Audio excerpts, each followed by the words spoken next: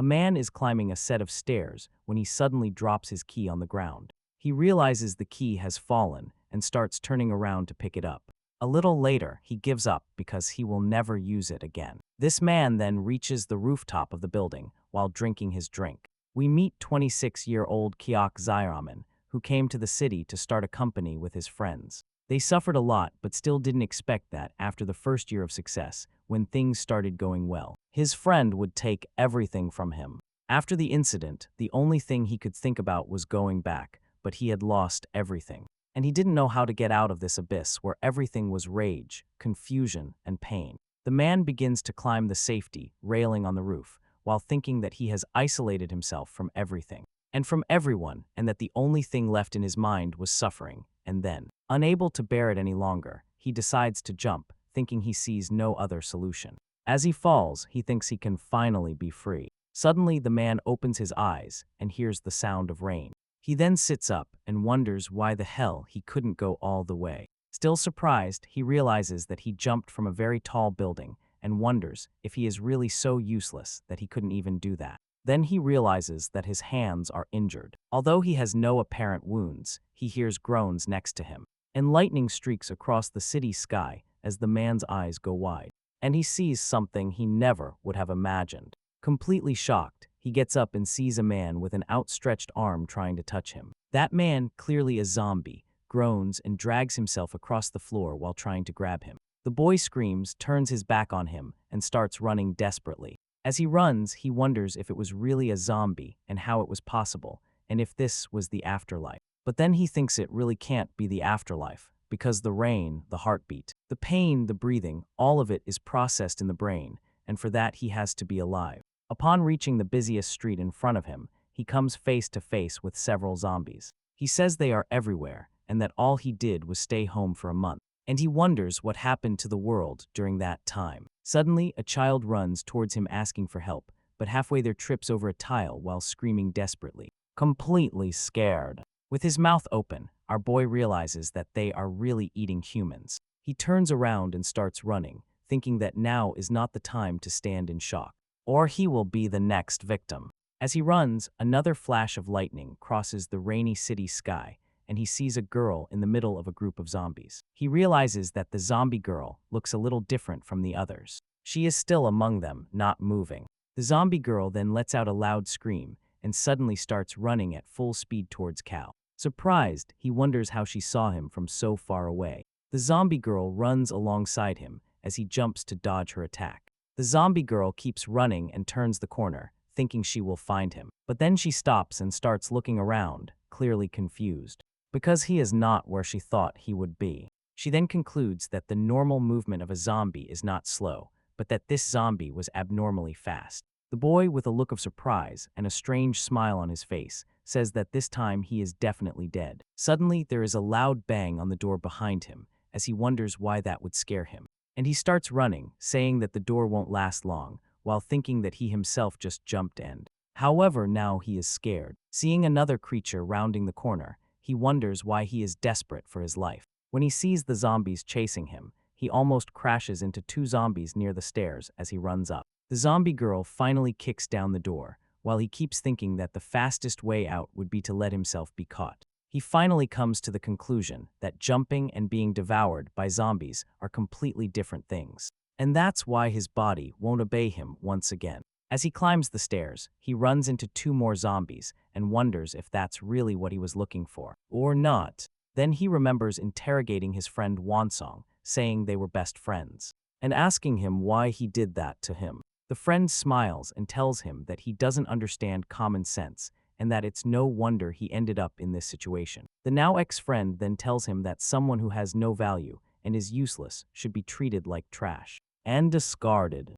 In another memory, we see him trying to get a loan that, according to his score. The girl says she can't help him, while he keeps pleading, and then he thinks he tried to leave that world on his own. But after seeing what the world is like, he changes his mind, kicks his zombie while screaming at it not to touch him. Suddenly, he thinks he is more determined than ever to live, as he runs up the building stairs. He runs past countless creatures, shouting at them to get out of his way. He keeps running and shouting that he definitely won't die there. Smiling, he says that Although he tried to leave the world on his own, right now, he has changed his mind. He finishes his sentence by saying that since the end won't relieve his pain, he will no longer keep falling. Then the zombie girl finally catches up to him and glares at him with hatred in her eyes. The zombie girl jumps angrily to attack our boy from behind, while he thinks he will destroy that NGO bastard. But for that, he will definitely need to survive. Then we see a message from his system activating. Next, the zombie misses her strike and hits the wall next to the boy's head.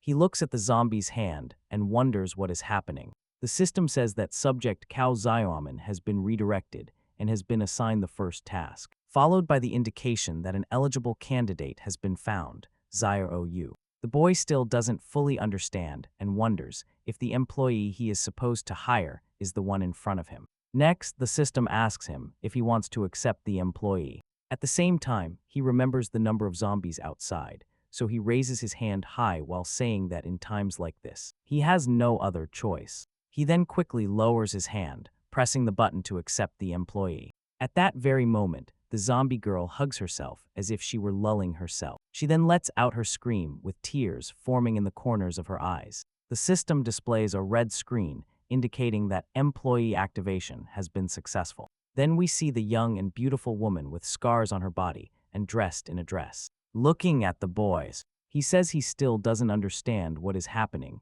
but that he has a first job for her. Then he simply asks her to get rid of the surrounding zombies. The girl, surprisingly fast, positions herself in front of him and immediately descends with a prepared strike for the zombie under the stairs. The blow directly impacts the zombie, which falls flat on the ground. She then takes his arm and throws it behind her, hitting another zombie right in the face. Realizing the proximity of other zombies, she braces herself and squats down, then spreads her legs in a full split. Hitting two zombies at once, she soon falls to the ground, recovers and braces for the next strike. She jumps up, goes back up the steps past Qiao. The zombies barely have time to understand what is happening when the girl is already on top of them. She unleashes a cross attack, one on each side in the middle of the stairs, all this time. Our boy stands still watching the powers of the zombies in amazement.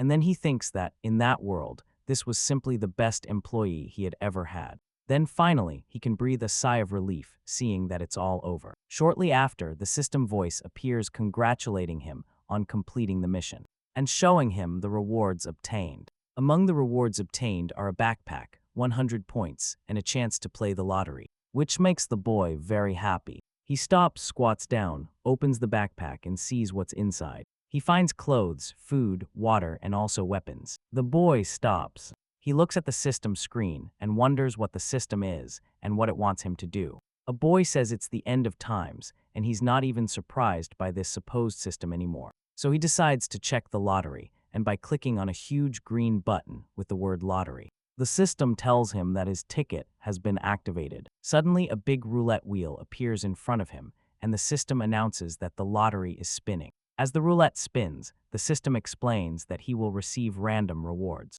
Finally, the roulette stops, pointing to a low spot. On the right side, the system congratulates him and tells him he has won a usable memory fragment.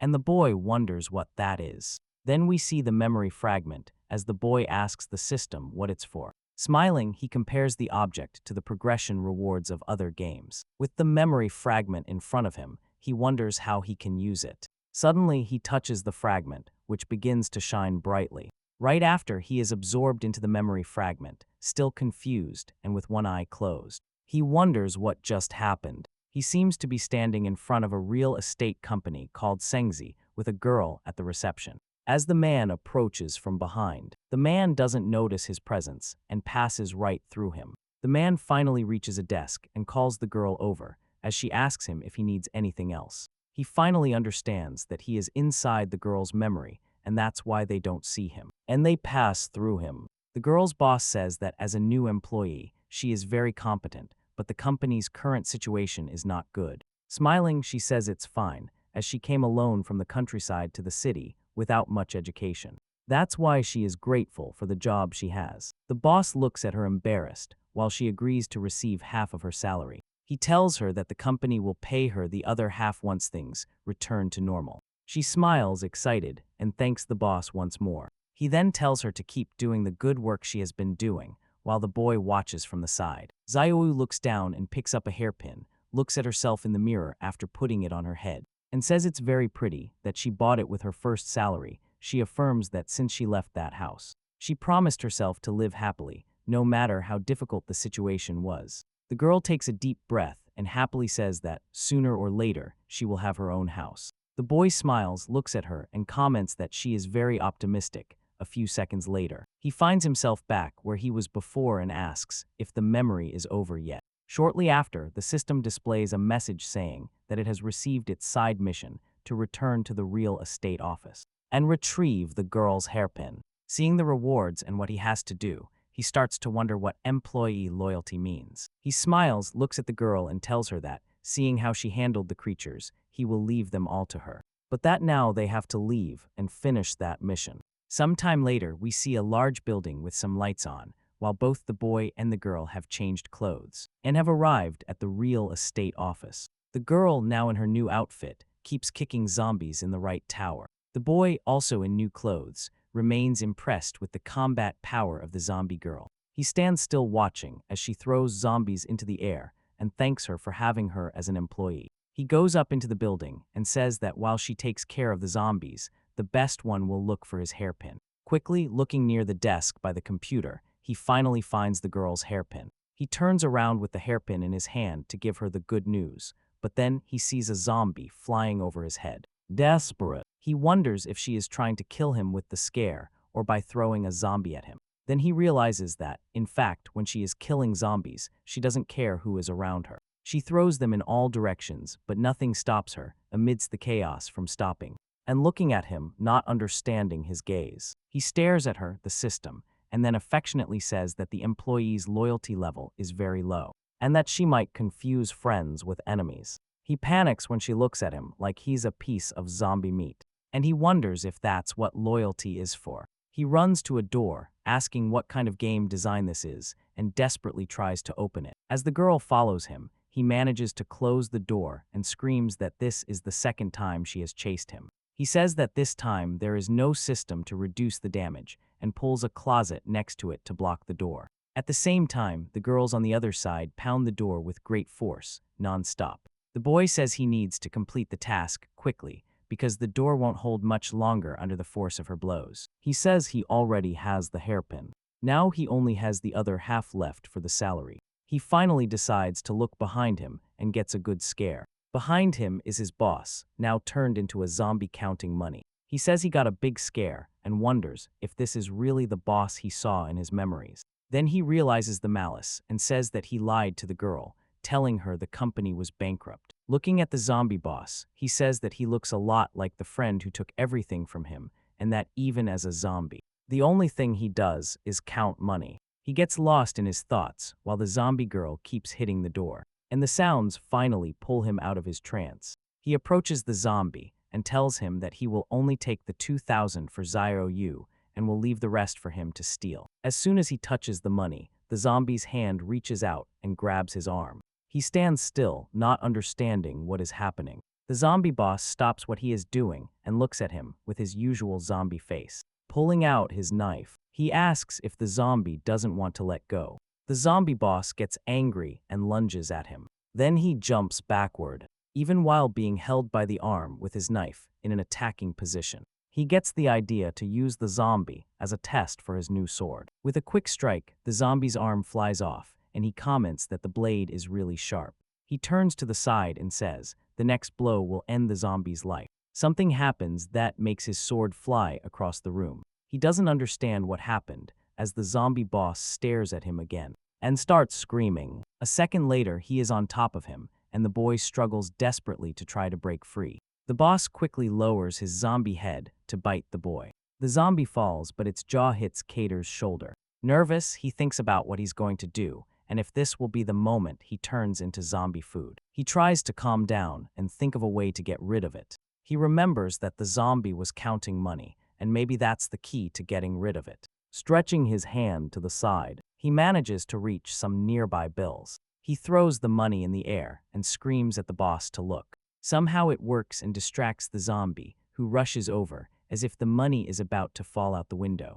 Qiao sees that the tactic has been a success. Immediately after, he runs, grabs his knife, and lunges at the boss, saying that these companies always make employees feel like trash. The zombie boss keeps collecting the bills from the floor until he seems to realize he is approaching. The boy then says he doesn't agree with any of that and stabs him vertically with his knife. He hits him squarely, splitting the zombie in half, one half to one side and the other to the other, and he stands there waiting for his knife. He says that the company he plans to create will never abuse its workers. He finishes by saying that he will take care of them as if they were his family. We return to the zombie girl, who remains motionless, looking straight ahead. We see that she is still in her old workplace, but now she is wearing new clothes. Then we see the view of the tall buildings on a beautiful morning, with sunbeams peeking through the clouds. Joe approaches the girl from behind and tells her that the hairpin was a little broken, but that he tried to fix it, and asks her not to run away if it didn't turn out very well. After putting the hairpin on her, he feels happy and asks her to look.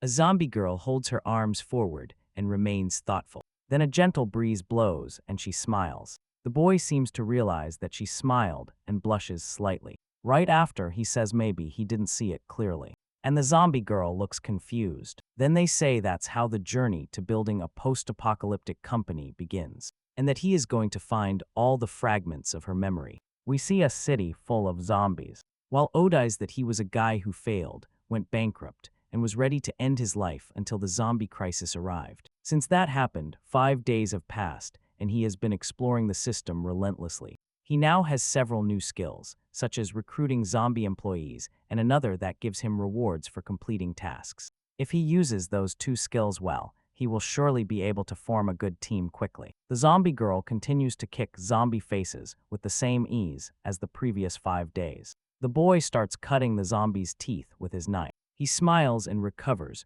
while thinking that it has been a long time since he felt like this, that it almost seemed like he was going through a personal recovery process. Then he calls the system and asks if there is a new task for him. The system shows him a task to store resources, and our boy thinks that sounds good. It's something he likes. Happy. He turns and calls the zombie girl. The girl seems distracted, looking ahead while remaining still, and Qiao asks her if she is okay. As she walks towards him, he wonders why she seems to be acting even stranger than usual that day. But he sets that thought aside and tells her they should take the opportunity to go shopping without spending money. Since they are in a zombie apocalypse, we see a store full of numerous zombies inside. Next, we see the zombie girl doing what she does best, kicking zombies, while the boy looks for food. Happy. He thinks that thanks to Xiaowu taking care of the surrounding zombies, he can relax and calmly look for what he needs. 2 zombies start trying to approach them,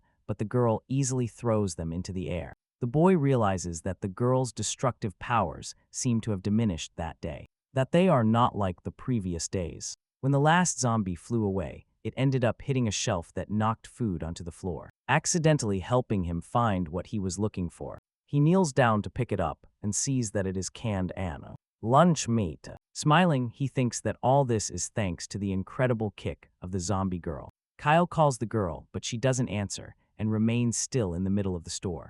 When he calls her again, the girl turns her face towards him and realizes that she is crying. Immediately, he starts walking towards her, asking her what happened, but then a zombie grabs his foot. He finally realizes that the zombie she kicked is not 100% dead yet. Suddenly, several others start approaching him, and he realizes that none of the zombies she defeated have actually died. He quickly rushes to grab the zombie girl's hand and asks the system what happened, why she seems to be suffering so much. The system explains that she has entered a hunger state, and due to it, her performance has drastically decreased. Qiao asks the system what he can do to feed her. While they escape, the system tells him he can exchange points for food for his employees, and he asks for the exchange to be done immediately. He pulls out his knife and begins to annihilate zombies, while the system tells him that the employee food will be ready in 30 minutes. Kyuta finds himself surrounded with the zombie girl behind him and looks at how many there are. The boy wonders when so many zombies got in there.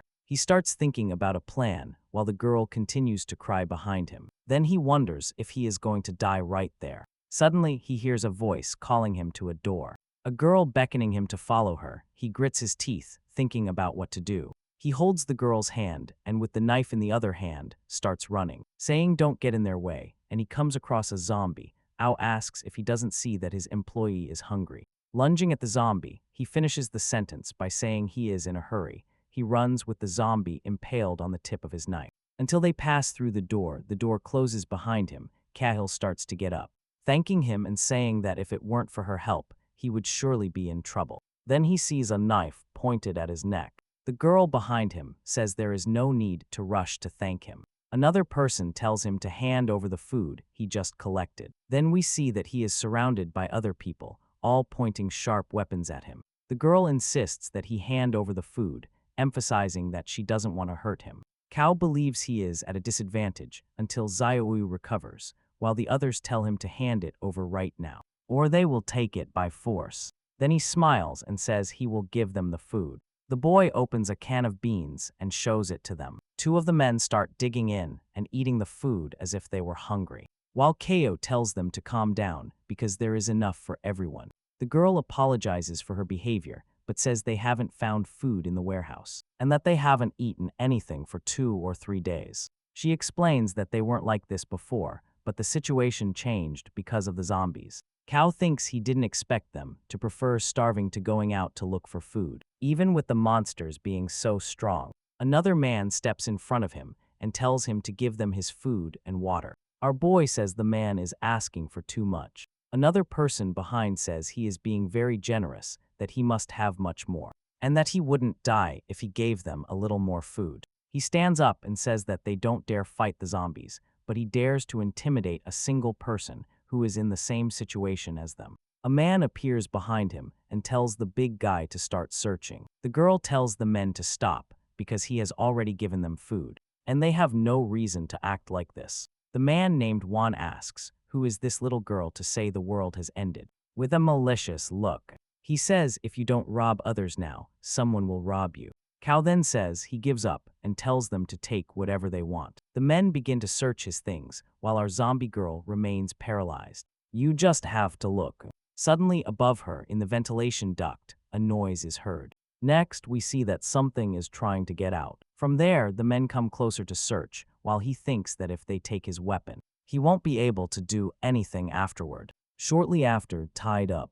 He says he tied a can of meat to his leg. The men, surprised, ask if they heard correctly. Shortly after, above him, they all ask him why he didn't say so earlier. Each of them seems to have a different idea of what should be done with the meat. Our boy hid it on his leg. He sees the perfect opportunity and says, whoever wants it will have to go look for it. And he throws the can of meat far away. The meat falls behind them, some distance away. Then everyone ignores the boy and starts running after the can of meat. The thin boy in front, drooling, says that this group of chubby guys will never beat him in a race. Then he grabs the can of meat, happy and drooling. One of the men says that now he knows the disadvantage of being fat, because the can was just one shelf away from him. Suddenly, the can of meat is on the ground, and the man asks where the thin boy went. While the woman says she doesn't care, she just wants the meat. The girl tells Ong Su to calm down. Shortly after, a man tells the girl named Xiao-san to run,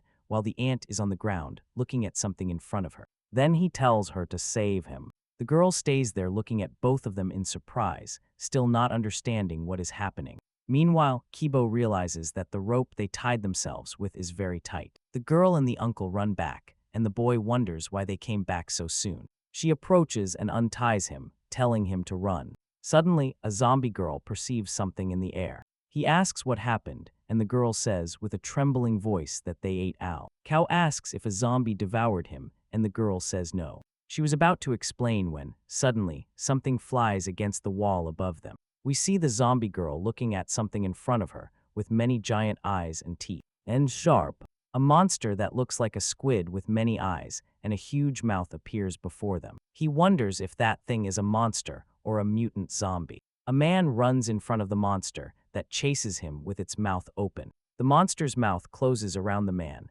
leaving only his hands sticking out. Cairo-san and Cairo watch the scene in disbelief as the uncle heads towards the door. Behind them, the uncle at the door thinks he cannot die in a place like this, and that he has to get out of there. Cairo, seeing the uncle's intention, tells him not to open that door. As soon as he slightly opens the door, the face is already there on the other side, with its mouth open, ready to bite him. It obviously bites him while he thinks that they are really stupid. The zombies start entering through the door. The uncle left open. Our boy pulls out his knife and starts fighting while thinking that the octopus doesn't seem as strong as him. But he needs to buy more time. The system informs him that the task has been classified as dangerous. The monster starts moving towards them. Their Heihin hides behind our zombie girl, who remains apathetic. As always, Qiao calls his employee by name. As he turns to do so, a zombie takes the opportunity to approach him. But the boy manages to stop him in time. Our boy thinks everything could end there. Then the system says that the task has been classified as dangerous for the host and activates collaborative work mode. Next, the system indicates that Go Xiaoyu has had collaborative work mode activated.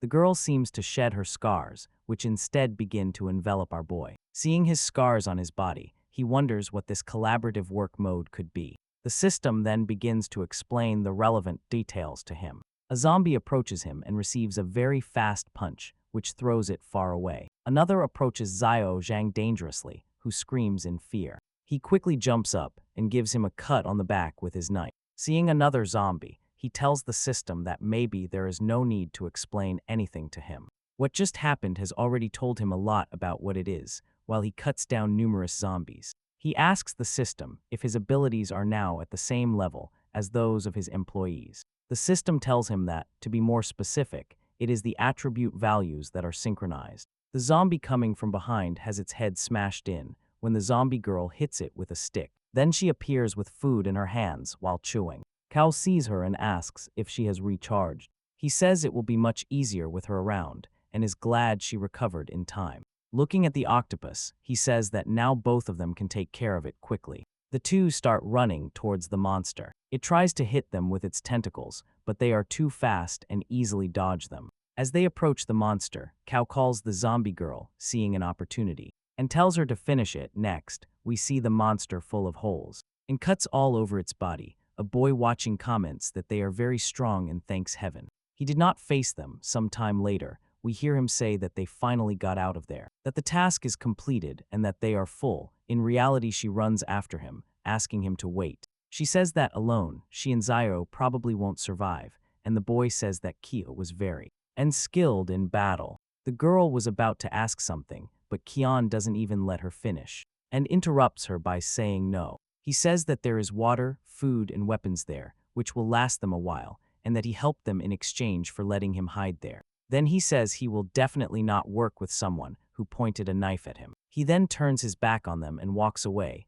wishing them good luck. A while later, he remembers that he has not used the task lottery reward, and he opens the system window in front of him. Next, he activates the lottery by pressing a button in front of him, and the roulette wheel spins again, huge in front of him. The boy gets excited to see what his reward will be. KO. He is surprised, wondering if this is serious. When he sees his reward, then we see a loaf of bread and a cup of coffee. He thinks that, although it has been a long time since he ate that, he feels like he wasted his lottery ticket. The zombie girl, with her expressionless gaze, seems to drool slightly over Qiao's sandwich. He realizes that she is staring at the food and tries to move it to the side to see if her eyes follow it, and guesses what they are doing, so he decides to give her some, and even with her expressionless expression, she becomes very happy. The system notifies him that by giving his employee her favorite breakfast, her loyalty has increased, and he has unlocked his skill slot. Next, he smiles at the girl and tells her to let him know if she wants to eat anything in the future, that he will surely get it for her. The system window indicates that he must choose one of the 3 skills to insert into the skill slot, but he complains that it would be easier if he could test them first. The skills are called Violent God of War, Immortal God of War, and Furious God of War. After complaining about having to test the skills, the system tells him that he can test them, but he will have to choose one. Once the test is finished, they go to the port, which they found near the location of the previous day's mission. There are many zombies and a lot of space in the middle of the containers. He says there is no better place than that to test the skills. We see several zombies walking among the lost containers. He gets on top of one of the containers and tells the system that he wants to test the Furious God of War skill. First, the zombie girl runs quickly towards the zombies. Suddenly, she stops and starts charging energy in her wrist. Then she throws a punch forward, making the zombies fly away. The boy is impressed that with a single punch, she blew them all away. It is evident that this skill increases her ability to clear the area of zombies. Then he tells the system he wants to test the immortal god of war skill. The zombie girl is enveloped by green energy and lets out a scream. All the zombies in the area seem to notice her presence. The boy seems to realize that she has attracted the zombies to herself, and she is absorbing their hatred. He also notices that her scars are turning green, and her wounds are healing. He sees that the skill not only gives her regeneration, but also the power to provoke zombies. And he thinks it's really cool. Qiao asks the system to test the violent skill of the god of war. He runs looking for a place to hide, and asks her not to go crazy and try to attack him like last time. The girl's hair stands up as she charges the new skill. Then her gaze becomes somehow more serious than usual. He sees the girl running and destroying everything and everyone quickly, while reading that her attack power will increase considerably. But she will have a cooldown period afterward. After a time of energy bursts, she stops with red energy flowing from her body. Immediately after, she uses one of the containers as support to jump towards the zombies. And we see the magnitude of the destruction she causes as the zombies are blown into the air. And dust rises. One of the zombies flies towards a girl who catches its head in the air shortly after we see energy explode from her where the zombie was both. Qiao and Huyu realize that there is someone else in that area, and the boy wonders who she is. We see a girl dressed in black with horns and spikes coming out of her elbows. The boy notices the spikes she has and asks if she is a mutant zombie. Qiao starts running over the containers towards the zombie. Then he throws a kick, which the other white-haired girl defends. Qiao realizes that, although the attack was executed with the power of the violent skill of the god of war, the other girl managed to block it while the two girls fight. He says that this zombie is different from anything they have encountered so far. He realizes that the effects of the violent skill of the god of war are fading, and that if they join the fight, they will soon be in trouble. So he activates the collaborative work mode and also charges at her. Qiao asks her to retreat while the mode activates. The two start running, escaping the new zombie, looking back. He says that thing runs very fast. While running, he realizes that there are still zombies on the path and pulls out his knife. Suddenly, he realizes that they are not zombies. It's a boy who sees him approaching with a knife and shouts at him not to kill him. Qiao stops his attack and asks if he is alive,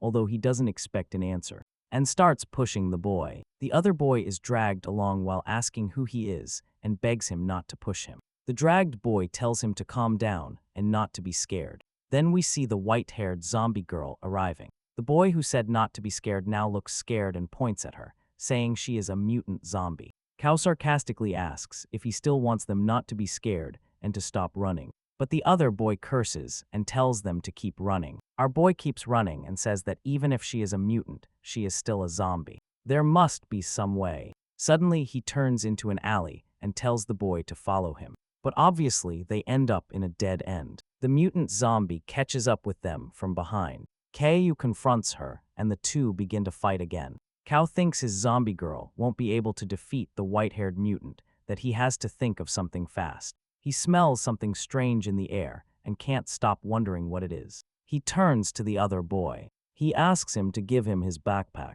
The boy starts taking off his backpack while asking him why. Qiao tells him there is no time for explanations, and that if he wants to live, he must hand over the backpack quickly. He gives the backpack to our boy. Our boy starts spinning the backpack while telling Xiao Yu to step back. The backpack is thrown into the air above the mutant zombie. She cuts the backpack in half with ease. The backpack, which contained gasoline and something else, splits in two and spills its contents over the white-haired zombie. In the next second, Qiao tells them to be careful as he throws a lit lighter at her. He celebrates even before hitting her, and in an instant, everything starts to burn. But still, apparently that was not enough to stop the white-haired zombie who comes out of the fire towards them. Meanwhile, he tells the other boy not to stand still and to move. They manage to escape, and Qiao says it's comforting to be alive, while thanking the chubby boy for his backpack full of flammable objects. The chubby boy is desperate, thinking that he has escaped,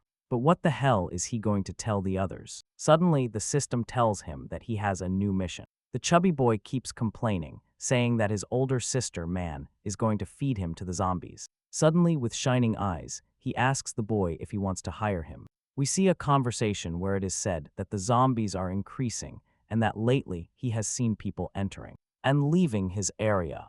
Then we see who was talking, and there are two people. One of them points to something, the other says he sees it too. Right after that, our boy Qiao gets down from somewhere and attacks a zombie, while the chubby boy watches from above. Then we see a place with people sitting. And the next second we see Qiao entering saying he succeeded, while the chubby boy runs behind him. The system window says his mission is completed. He thinks he only got points and asks about the lottery ticket, to which the system replies that he can exchange 100 points for a ticket whenever he wants. Suddenly, we see people around pointing weapons at them and asking who they are. The chubby boy quickly says not to attack them and introduces himself as Dasu.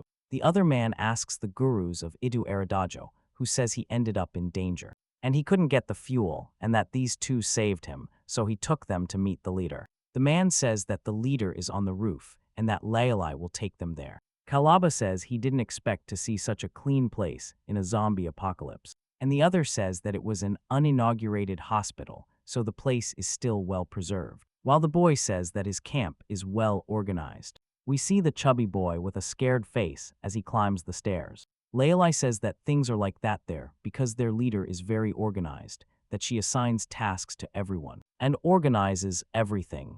We see two children running through the hallways, while someone above them says that training is underway, and that passage is prohibited. After explaining that he brought two new people, they are allowed to pass towards the rooftop. Then we see a woman with a baseball bat in her hand, telling someone not only to dodge the zombies, but to attack too. We see three boys in front of some zombies that are tied up with ropes so they can't reach them, and they say it's their first time in combat. The woman screams, saying they won't have a second chance and they better think clearly. Then she asks what the zombies' characteristics are. One of the boys screams that they are afraid of light and that they become slower in the morning, or under any bright lights. The other boy says they are also sensitive to sound. The woman, while waving her baseball bat in the air, says that the third thing is to destroy them. The boys, with fearful and apprehensive looks, say they understand. A man calls a captain woman and tells her that Deju is back, while she asks him if he got the fuel. Deju enters then and stutters that he didn't get it. The captain asks him if he dares to come back and tells him that without the fuel, they won't be able to turn on the bright light, and the new recruits won't be able to do the night training. Then she turns to him with a murderous look and tells him that he promised 3 times, and that she gave him 3 chances. Immediately after, she screams at him, calling him useless trash, and tells him to leave the camp before nightfall. The captain points the bat at the other two and tells them they don't need more people recommended by that boy, and tells them to leave to Cairo. He tells her to calm down and not to be in such a hurry to expel people. Then he says they are there to do business. The captain asks him if he really heard that and bursts out laughing. She says that their camp has a place to stay, food, drink, medicine. Soldiers, everything needed is there. Then she finishes by saying that they are only a team of 2 and asks if they are trying to fool her. Then one of the ropes tying the zombies comes loose, causing one of the barrels to fall. This frees 3 of the zombies, who start running towards them. The boys who were training start screaming to escape and that the sun has set, so they are stronger now. One of them screams and asks his captain for help. Qiao snaps his fingers and calls Oyu, who claps one hand against the other, as if saying he understood. Next, he looks at the zombies and jumps towards them. Lao Lai and Dara watch in shock as they wonder what the zombie girl is doing. Meanwhile, Qiao says they need fuel and that he can help them get it. He says that payment will be allowing him and Datasu to stay at the camp. Everyone is stunned by the proposal, but our boy insists that, in a zombie apocalypse, friends are different from businessmen. Then he continues while Oyo defeats the zombies, saying that, as long as there is profit, he will be the most reliable ally they have. We see tall buildings and Tao asks him if he really wants him to take him to a mall in the middle of a zombie apocalypse. He continues by saying there is no electricity, no water, nothing good there. The boy replies that no one forced him to accept that mission and that, since he did it, he should stop complaining like an old man. The system shows an E-rank mission. Going back in time a bit, we see the captain showing the mission client and saying that he has been with them since the beginning of the apocalypse. Qiao says it's a mission for kids and asks what he has to do. The captain replies that he must go to the playground in the Yuta Mall. Then we return to the present with our boy complaining that, to work at the camp, they will have to follow that brat for now. He realizes that his zombie is running towards them from behind and tells the brat to stay by his side. Then something hits the zombie on the head. The boy calls Qiao old man and says his name is Wang Ryu. And then he explains that he is not going to the mall to play, but to look for his father. Qiao then realizes that the boy has trained well at the camp and tells him that if his father is in the mall, his chances of survival are practically nil. Juan says he knows, but he just wants to know if he has turned into a zombie or not. Turning to Qiao, he tells him that if his father has become a zombie, he wants to kill him. The boy seems impressed by the brat, while his mission difficulty changes from rank E to rank B difficulty. Sometime in the past, we see a gloved hand closing an opening with a small teddy bear. Afterward, a little girl, a couple's daughter, says it's amazing and asks the bear in front of her to do it again. Then she asks her father, who takes off the bear mask, why he likes making people happy so much. He points to the people and says that sometimes they have lonely, sad, or painful days. And he asks his child if someone passing by and cheered up by his performance could change something in their day. The child asks him if he is joking, to which the father replies that he is very serious. Then he says that smiling is magic. As we see the brat again in the present, he explains to Qiao that if his father turned into a zombie, he would never forgive himself for becoming a human-devouring monster. Qiao asks him if that is really the reason he wants to go there, and Wang replies yes, that he needs to do it for himself. Our protagonist realizes that it is very strange because they are on the 3rd floor, and they haven't seen a single zombie yet. Pointing his flashlight forward, he says he hopes it's not some kind of trap. Suddenly he hears a noise ahead that draws his attention. Then he sees a mutant zombie that looks like an amalgamation of several people and a bumper car. The head near the bumper holding the steering wheel. It says something and seems to realize their presence. Then we see that the whole zombie looks like a car. As the driver turns the steering wheel, and we see that the zombie car turns in their direction. Immediately after, it emits a horrifying scream, causing several other zombies to wake up. These other zombies also start screaming, and all of them rush towards our group. Ket says it really was a zombie trap, and Wang says that the older boy ruined his mission when he mentioned a trap. Our boy quickly calls the zombie girl. She prepares for combat. The next second, the girl jumps on them, while our boy thinks that's why no one from the camp wanted to take the boy there. The zombie girl lands in the middle of all the zombies and makes her way through them towards the mutant zombie. As she approaches, she prepares a powerful kick. The zombie girl kicks the zombie in the bumper. He doesn't understand anything. He keeps looking forward, hands on the steering wheel, and then the bumper falls next to him with a dull thud. The mutant zombie screams in rage. He throws the steering wheel against the wall in front of him. The force is so great that it knocks down the entire upper part of the wall above Soyo. Qiao screams for the zombie girl, trying to see her through the smoke and debris. Then he tells Wang Ryu to find a safe place to hide. But the brat is stunned, motionless, and staring straight ahead. He points as a zombie dressed as a bear walks towards him and says that's his father. The boy remembers his father, dressed in the bear suit. Then we see the reality. The bear suit all dirty and torn. Qiao calls Wang and tells him they must hide first. The boy, determined, replies no. He says that Qiao should run away with Xiao Yu. He needs to settle things with his father. Our boy was about to ask him something, but the boy interrupts him by telling him to trust him and to remember his mission. Smiling, Qiao tells him he will comply. Then he starts climbing over the debris. Right after smiling, he says he didn't expect that brat to be such a formidable human being. Right after, we see a zombie with its mouth wide open threateningly, but nothing is threatening to our zombie girl, who kicks the zombie in the head. Other zombies jump on her. She manages to block some, but she is clearly surrounded. One of the zombies grabs her hair and starts pulling it. She starts suffocating among the horde of zombies surrounding her. Ayo ends up disappearing among the large number of surrounding zombies. Qiao watches her and tells her to fight upwards. Suddenly, we see zombies flying in all directions. As Aoju gets up among them, fist raised, panting, he asks her if she has forgotten how to fight without the boss nearby. Descending towards her, Qiao tells her to take care of the chubby one while he takes care of a small one. Then she screams and looks back. Our boy then activates the violent skill of the god of war and the collaborative mode. The girl's scars are shared with our hero, and the two set off towards their respective targets. Meanwhile, the brat walks alone with his flashlight and tells himself to stay calm. He has trained hard for this moment. Then he says again that if his father is alive, he will bring him back. And if he is already a zombie, he will kill him. He finishes by saying that someone like his father would never forgive himself if he turned into a human-devouring monster. Then he walks a little further and, trembling, rounds a corner. Next, we see someone in a ragged suit, all torn and dirty.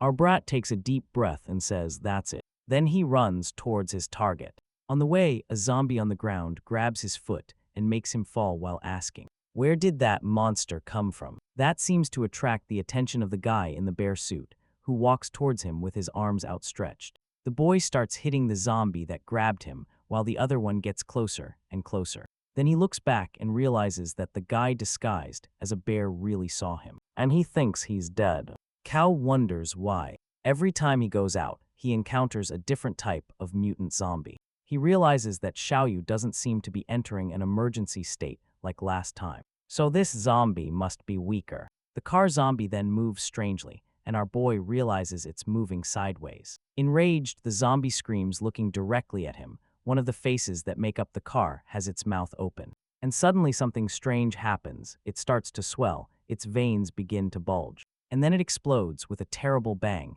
The boy realizes just in time. Then he jumps aside, managing to dodge it. He looks back and wonders what the hell that was. If it was a zombie car, meanwhile, the zombie car stares at him, growling. The zombie gets angry, and our hero seems to smile and enjoy the idea as he shoots 2 more zombie streams. Qiao says he knows how to defeat it. The boy says that no matter how strong it is, a car without a driver is nothing. He calls the zombie girl and tells her to aim for its head and give it everything she has. The zombie girl, just as Qiao asked, charges at full speed towards the zombie driver's head. After a powerful blow, we see one of the car's faces screaming right after. The zombie lights up like a fireworks display. A few seconds later, it explodes into a bright ball. As our boy says, it was incredible. He looks back in. With a worried expression, he wonders how the boy is doing, and then we see the brat's flashlight on the ground. Bach is hitting the head of the zombie that grabbed his foot and made him fall to the ground. The naked head falls to the side, revealing the zombie inside the costume. It starts walking towards the boy, who tells it not to with tears in his eyes. He screams, calling his father, and a few seconds of silence follow his scream. Then a zombie stops in front of him and looks at him. Again, a few seconds of silence pass, and after a while, the zombie seems to let out a soft laugh. Wang is completely stunned. He remembers another time in the past when he asked his father what they would do in case of an apocalypse like in the movies. And the father told him that life would be very hard for everyone. And he tells his son that what humans would need most would be hope and positivity. Back in the present, we see tears running down the brat's cheeks as he clenches his teeth tightly. He raises his arms and his weapon with tears in his eyes and screaming. We see the zombie image of the man in the bear costume. Then an image of him still alive at another time, smiling and asking him to smile. And then the boy finishes what he went there to do. Sometime later, we see the brat sharing something with Qiao, who is carrying Xiao Yuan on his back. And he says that his father's answer was really great. The boy asks him if one day he will be as strong as him, that he wants to be a soldier who makes people laugh. But Qiao says he doesn't think he will make it. Then Qiao tells him that with such an incredible father as his, he will surely be stronger than him. Crying, the brat looks at our boy and says, "Yes, we see that there is a card game going on." Kale was playing cards, and after spending a few days at the camp, he started accepting more missions. He explains that he started getting along better with the people in the camp and hadn't paid much attention to the mission rewards. But with Wang's toy, for example, it was added to the museum and gave him extra points. Then he discovers that when contractors give rewards that are important to them as rewards, these turn into points. In addition, they are stored in the system's museum. Qiao tells Lao Lai that he can't back out of the bet now and asks for the cigarettes he always carries with him. The man asks him if he can give him something else, and he replies no. Next, he picks one up and tries to light it, saying he's going to smoke it right now. As Qiao tells him he's a sore loser and runs after him since he likes to smoke. He starts coughing like crazy. The people around him laugh at him, telling him that he can't even do that, and that he doesn't need to pretend to be cool. One of the boys says he doesn't do it just because he wants to, but because it reminds him of his wife. He always likes one when he thinks of her, because of the smell. Lao Lai says that Dyson is 30 years old, and still asked Lil Meng to buy him a plush toy. The man is ashamed because he bought it for his daughter, since she likes those things. Cao then asks him if Zen really has a daughter, since he has never seen her. Then he says they live in the county, and that they called him a few days after everything happened. And he thinks they are fine because they are strong. Then he reveals that Xiaogu also asked Xiaomen to buy something for him, and that he is curious to know what it is. The man with glasses then says it's nothing, while they smile and say he's shy. Lao Liu says he will give his watch to Omen. Zai tells him what the boy asked him to look for. Our boy says he can't say because it's part of the client's privacy agreement. Then the boy says it's not necessary and reveals that he asked him to bring flowers. Everyone is speechless when they hear the friend's request. The two men start crying with laughter when one asks if the flowers from the trash were his, and the other asks if we confess. Then the man says it was to show them to his logistics guy, while everyone laughs. Irritated, he says his heart is already broken, and how dare his friends laugh at him like that. Suddenly, we see lightning strike across the sky. All the boys wonder what that was, and if it was really lightning. The captain appears, dressing quickly, while our boy is in shock. Then she asks everyone to get up. Our boy asks what the situation is, while covering his eyes. The captain asks Xiao Wu to take the weak, sick, and injured to the third floor, and tells Li to gather the people and weapons, while she sets up a defensive line. Our boy then wonders what is happening, and why they are mobilizing. The girl is tying up her hair, while saying that a wave of zombies is heading towards them. Our boy sees the opportunity, and asks her if she wants to hire them to help with the defense. She looks at him, thinks for a second, and then says yes, but there wouldn't be many rewards. Our boy proudly asks if he looks like a dishonest merchant taking advantage of people's needs, while thinking that the system will reward him. Right after the system confirms an S-rank mission, he is very surprised, and says that an A-B rank mission was already extremely exhausting. Then he yells at the system that next time it should warn him of the mission difficulty before he accepts it, and says he feels cheated. A while later, we see more lightning strike across the sky. Lao Liu has his cigarette and says he hopes nothing bad happens this time. While our boy asks him what happened last time, he replies that the original camp leader was another person who died half a month ago on a rainy day, just like that one. Then we see the white-haired zombie as Lao Liu talks about who killed her. Then he falls silent, staring blankly at nothing, and after a while he looks to the side. Then he reveals that the one who killed her at the port where he met the fat hoe was the current camp captain, Meng Dai. Some time ago, he says that that day they had only received a wireless broadcast, and that the leader at that time went out in search of survivors. He comments that it was the first time they went out in the rain since the beginning of the apocalypse, and they didn't know that the rain agitated the zombies. The two women constantly fought because they had very different worldviews, even though they were both extremely motivated and intelligent. A man says that there are zombies in front of them and that they are surrounded. The former leader asks them to split up because she will take care of them. Next, she picks up her weapons and starts shooting at the zombies. Suddenly, she looks to the side and sees a zombie coming to attack her. She quickly dodges the attack. Then we see several wires laid out and a walking zombie towards them, which gets caught by the neck. The woman on the other side lifts the wire, using the zombie as a counterweight. And right after she kicks it in the face and throws it flying towards the other zombies, crashing into one of them, then she lands gracefully on the ground upon getting up. She looks at her group and tells them to move on. The current captain tells them to run and not slow down. Right after, she looks at one of the containers and asks what that is. She screams at Yanji to be careful. Suddenly, a piece of metal flies out and hits Yanji right in the face, leaving her with a vertical cut. Suddenly, a zombie jumps and lands in front of her. The zombie starts to growl, and we see that it looks like a mutant zombie with extra teeth. She stares at it, taking on the task she will soon have to order. Yanhai then calls Mengdai and tells her that they have to move on or they will all die there. The other, after a few seconds of silence, screams at Laolai to gather them and leave. He, without protesting, says he understands. But at that moment, his heart is full of uncertainty, as he understands that if they stay, they will end up causing more casualties. At that moment, he ran and drove to meet the others on the other side, and then returned to the port. What he didn't expect was that only men Dai got into the car, and as soon as she did, she told him to start the engine. He asked her about Yang He, but the woman just told him to start the car, as the zombies began to surround the vehicle. Again, he asked about the other woman and begged her to answer. After a few seconds of silence, Mendai tells him that she killed her. She continues by saying that, after returning, she said that the other one wanted to use her as bait to escape alone. And that's why Mendai killed her.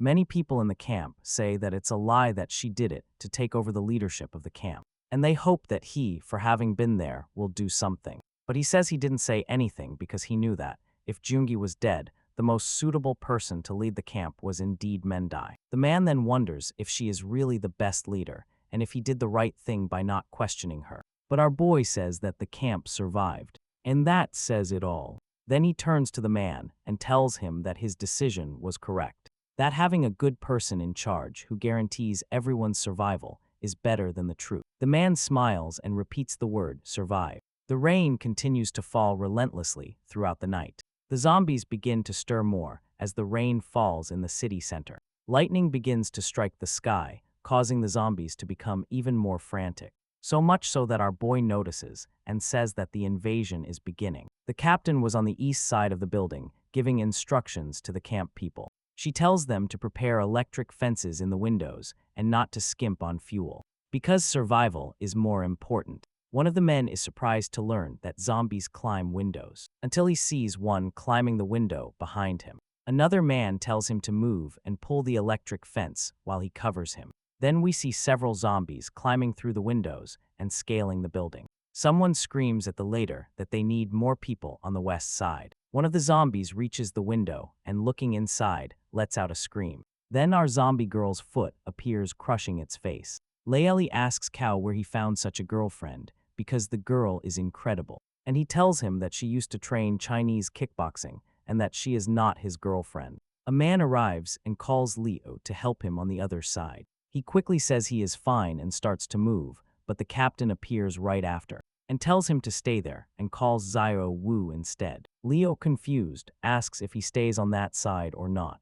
The captain immediately replies yes, and that he is now responsible for that area. His friend jokingly asks and thought they wouldn't be able to defend that side without him, while Lao tells him to shut up and leave. A zombie approaches Lao Lai from behind, but our boy screams at him not to let his guard down and kills the zombie before it can attack. He apologizes, and the two begin taking down more zombies together. Meanwhile, in the west area, at the entrance to the third floor, we see several corpses on the ground, and people fleeing from zombies. The captain tells Desan to eliminate all the zombies and rebuild the defensive lines, while she defends the third-floor hallway with Xiaoyu. She thinks the situation doesn't look good and wonders if she will have to blow up the stairs. On the west side, a boy flees from a pursuing zombie, but is saved by his friend, who tells him to get up and help the leader. A little later, a captain asks Group B to turn on all the lights. A boy says there won't be enough fuel. The leader says it doesn't matter if they don't make it through the night,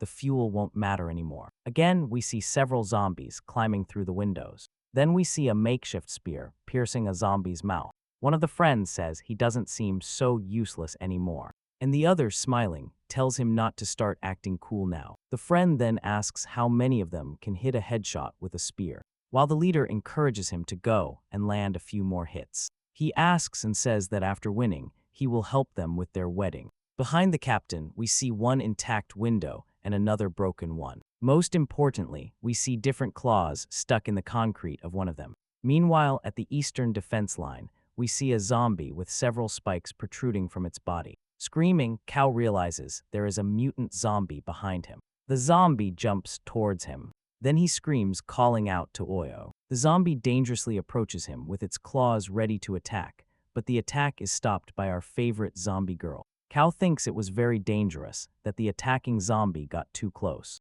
He thinks that if it were a normal person, they would have certainly died from that attack. Then we return to the west area, where the situation is tense. We see the man with glasses taking a mortal blow to the abdomen while the leader watches. Then, with a trembling voice, he calls her as his strength fades. We see some sacks and shells behind the door to keep it in place. An old woman asks Dazan why they are up there. He calls her Grandma Chen and apologizes for not having defended the base. The people up there start panicking, saying they don't want to die yet. The captain asks everyone to calm down, that it's not over yet, and tells the classroom and to count the people and that those who have been bitten receive a dose of kindness. A girl approaches Zan and tells him she will help with his wound. The girl silently starts to treat the cut on his arm. A few seconds later, he calls her Xiaogu and starts to say something. She tells him he's dead and that she didn't see the boy leave with them and that she had imagined it. The man apologizes, saying he couldn't protect him. Qiao says that idiot suddenly confessed his love to her with a bouquet of flowers in front of everyone the day before. She got nervous and rejected him reflexively, but later tried to find him to talk to him and couldn't. Then, feeling tears fall, she says that she actually liked him a lot. As her eyes fill with tears, she can no longer hold back. Nearby, Lao Lai talks to the leader and tells him that there are 9 soldiers and 4 logistics members left. And she says that number is too low. Wang starts screaming near them, saying he wants to go down, that his brother, Xiao Wu, has been killed by the zombies and that he wants revenge. He says that if they don't go for revenge, then they will stay locked up there waiting for the end. Or they will do something. At that moment, the zombies reach the door of the place where they are, and they start forcing it. Everyone inside at that moment starts to panic and gets scared. Katkin then tells them to retreat immediately. Cao thinks it wouldn't be a problem for him and Stadio to leave there, but wonders what will happen to those people. Meanwhile,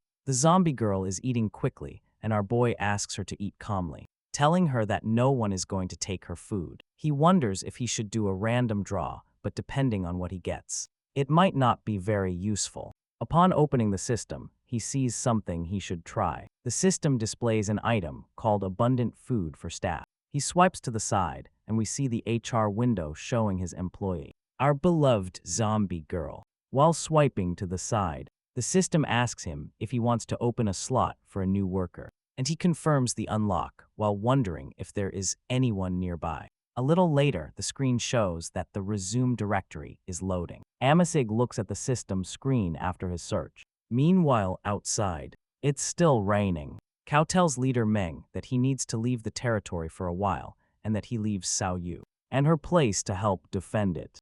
He quickly adds that he will be back soon if he survives. The girl then calls him and tells him that she has accepted his mission. He smiles and tells her not to worry because he remembers and that, after all, they are business people. And he finishes by saying that integrity always comes first. Once again, another heavy blow shakes the door of the place where they are. Finally, we see a hand piercing the door and one of the zombies peeking its face through the crack. The captain then screams at everyone to start defending themselves. It is then that we see a zombie jumping towards Sei from behind. She prepares her attack, but the zombie girl is not careless and responds in the same way. We are winning a little. We see Kato asking her, while she was eating, if she could help them defend for a while. He says he needs to go somewhere for a while, because without that, the camera won't last until the next morning. And then he says that if the girl is not there with them, it definitely won't last even the next 3 hours. Kibo says that she has to stay there alone and help defend the place, and that he won't give her any orders. He adds that he doesn't do it because he thinks she can handle it alone. Then smiling, he says he trusts her. Next, we see the girl using her ability and making energy flow through her body. In the middle of the rain, there are heroes lining against a container. Hiding, he realizes that, due to the multitude of zombies surrounding the camp, the number of zombies around the port has decreased. The next question is how he is going to control the new maid. Then he thinks that he cannot rely on the approval system as he did with his first maid. The zombie girl, while looking at the system windows, says that this time she has come prepared with a modified UV beacon, but that it can only be used once. And apart from that, the only thing she can rely on to move forward is her beloved sword. While moving between the containers, he wonders if the people in the camp will be able to hold on. He thinks it's better to worry about himself than about others, or he'll end up torn to pieces. A zombie appears behind him while he thinks that, if he encounters another mutant zombie, they will probably both beat him up. Our boy remains silent as he slowly turns his head back. As the lightning illuminates the sky, suddenly a mutant zombie that was on top of the containers jumps on him. As Qiao looks on in disbelief, he prepares himself while thinking that everything he says ends up happening and raises his weapon to try to defend himself. The zombie hits the weapon directly, which allows our boy to block the attack. However, the weapon breaks in two and flies far away. Next, we see our boy being thrown far away, hitting his back against a container. Before he can hit the ground, the mutant zombie lunges at him again. Suddenly, something happens before the mutant zombie can reach our hero. Then we see the white-haired zombie girl, who prevented the mutant zombie from continuing its attack. The mutant zombie attacks the white-haired zombie girl, but she dodges it. At the same time as she dodges it, she punches the zombie right in the face. Our boy then sees that the two are fighting each other, while the first mutant zombie crashes headfirst into a container. The girl breathes a sigh of relief, thinking that she is safe for now. He observes the movements the mutant zombie makes and wonders if she learned Cre Bomjul before she died. The two seem to have a lot of experience fighting each other. The mutant zombie then grabs her leg and smashes her face against the ground, keeping the zombie girl immobilized on the ground. A mutant zombie above licks her neck and prepares to bite her. Then it sinks its teeth into her neck. As it does so, we see that the wound on her arm begins to heal. It is absorbing the other to heal itself. Qiao then reflects on what he should do if he flees now. The camp will be doomed, but something worse could happen if he interferes. Then he thinks of the zombie girl and says there is no more time to hold back. Next, he picks up his UV flashlight and turns it on, drawing the attention of the zombies towards him. The zombie turns and looks at the flashlight, raising its hand in front of its face because the glare blinds him. Meanwhile, that the same tells him not to even think about hurting his own maid. The zombie then jumps on him, escaping the UV light once again when it approaches our boy. Iron bar pierces the zombie's body above a container to his left. Our white-haired zombie girl holds two more iron bars ready to throw. Next, she moves and throws both iron bars at the zombie, impaled on the ground. Then we see all the iron bars embedded in the zombie's body, immobilizing it on the ground while it lets out a desperate howl. A few seconds later, the zombie's bodies simply disappear. Our boy says it has finally been defeated and wonders if the explosion was because it was a mutant zombie or not. The white-haired zombie girl then stands in front of him with an iron bar in her hand, and Qiao wonders how he will be able to control this young girl. Once again, lightning strikes through the stormy night sky. The boy tells her to aim for the zombies' heads, but the other man says they move too fast and that he cannot aim accurately. Then we see three zombies jumping on our little brat to attack him. But our zombie girl was attentive and protected him, easily piercing the three zombies. One of the zombies was a mutant, and her attack did not completely destroy it. Then it turns around and jumps at her with an attack with great speed. We see the wall behind the zombie girl break. And then we see a mutant zombie with its hands embedded in the wall as she flies over its head. Then she descends with a deadly attack from above onto the mutant zombie. One of the men says not to stand there stunned watching the girl, because Kato clearly said not to stay close to her at that moment, and continues saying that if they relax, it will be them who sink. One of the men points and tells Lalai that one of them has gotten up again. He says to leave it to him and charges at the zombie. However, when he attacks, the zombie quickly dodges him. The zombie prepares an attack against him, while he says that the girl is strong, and that he cannot back down either. He dodges the zombie's attack and lands another blow on it. They tell themselves that they absolutely cannot die there. The man says that, after all, his wife and daughter are waiting for him. As he says that, we see a mother and a little girl turned into zombies, and he seems to recognize them immediately. His expression fills with shock, then he drops his axe loudly on the ground and falls to his knees. He calls Jim Hun and his daughter. The two approach him with vacant stares and hungry open mouths, and with a trembling and broken voice, he asks them how the two of them ended up there. The zombies approach him very closely as he remembers how they were in life in a state of shock, and with a trembling voice, he smiles and says that they came all this way to find him. He gets up and opens his arms, saying that he missed them both very much, rushing to hug them both. Then we see the real scene of the two zombies approaching him closely as he tells them they should go home. One of the friends then screams, calling Deason, the owner. He watches the scene with a stunned expression. Soyo is leaning against some sandbags, resting, still very tired from using her ability. She tries to get up.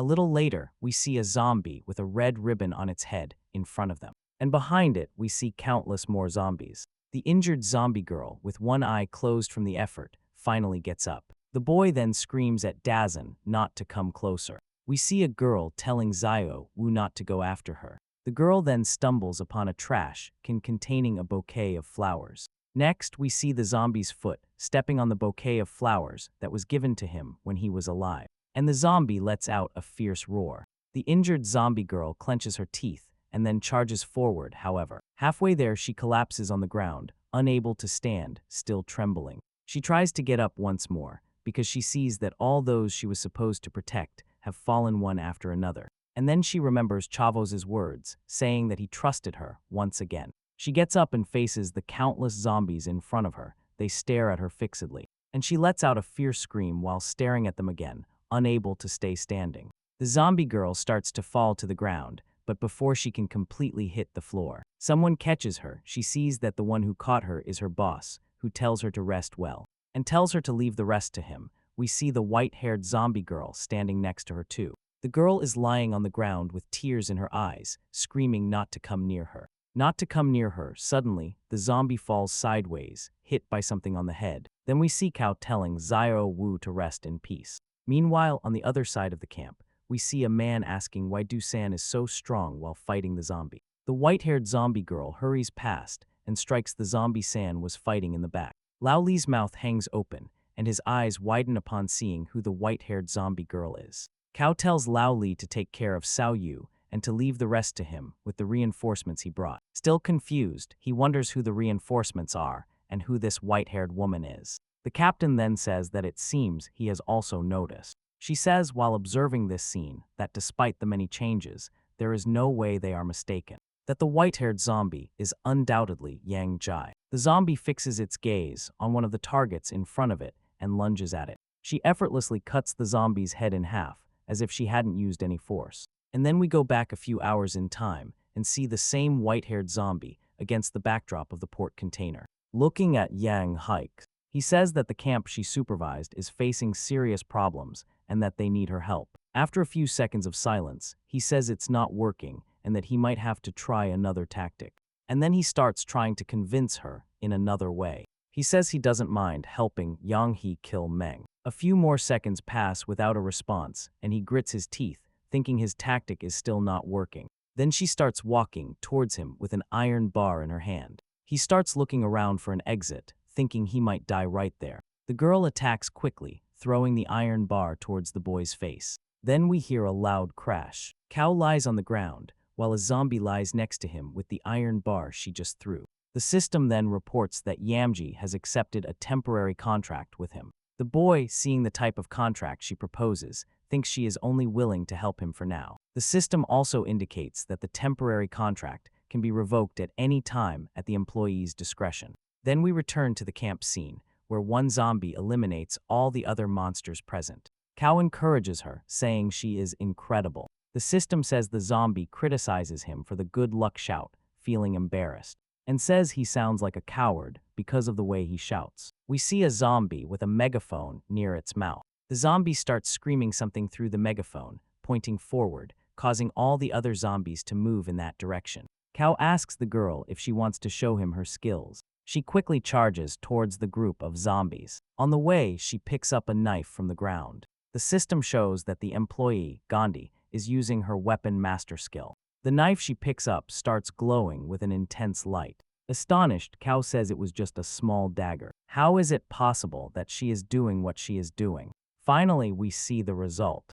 Yanhai managed to split all the zombie bodies in half, using only a simple dagger. The system then says that her skill can turn any object in her hands into a weapon, and increase its range and power. Once again, we see the port containers on a rainy night, with lightning in the sky. The captain tells Yanhai that it seems they managed to get rid of the zombies, and that maybe they can quickly return to the camp. The other one then grabs the girl's hand and calls her. She shows him her arms with 2 giant scratches and tells him she fears she cannot return to the camp. The girl then says she will look for an axe and cut off her arm. So what? As long as the virus has not spread, she still has a chance. She says she fought against that guy for too long and is using the little energy she has left to stay conscious. He tells the girl not to say she died fighting zombies and that she is the only one qualified enough to lead in his absence. Then, hugging the girl, he tells her to lead the rest of the camp in his name. He begs her to do it, and the captain tells him he is a liar who hides every day. And she cries because of him, and in the end, she always stays alive, smiling. She says that after surviving this night, she will take revenge. Meanwhile, the zombie screams through the megaphone as another horde charges in their direction. The white-haired zombie then prepares for combat. She kisses one of the zombies with a box. Meanwhile, she finds a screwdriver and acts quickly. She throws the screwdriver, which pierces the faces of 3 different zombies at once. Qiao thinks that all she did was use a screwdriver and that it caused absurd damage. And long range. The zombie then picks up a tennis ball. The zombie throws the glowing tennis ball towards the horde. The tennis ball hits one of the zombies in the face as Qiao renews his hope of winning. The megaphone zombie keeps screaming and more zombies appear. Qiao then points to the zombie with the megaphone. DNG says they have to get rid of him as soon as possible. The system says the zombie claims it is impossible to get through the crowd of zombies, while Qiao says to leave the small ones to them. Finally, their eyes meet as the captain says to leave it to them. Qiao tells Jianhe that she will take care of eliminating their leader while they take care of the smaller ones. Right after, he opens his backpack and says he has been waiting to try that thing. Then excitedly, he pulls a clapping monkey toy out of the backpack. He turns on the toy and starts making noise while screaming at the zombies to follow him. Ladola says he also wanted help, while the other man asks him to go get more ammunition because he has run out. Genhai stays still observing the boy's strategy and the fight of the camp people. She smiles slightly as the battle continues. She quickly jumps towards the megaphone zombie. As soon as the zombie's head is cleanly separated from its body, the other zombies not understanding what is happening.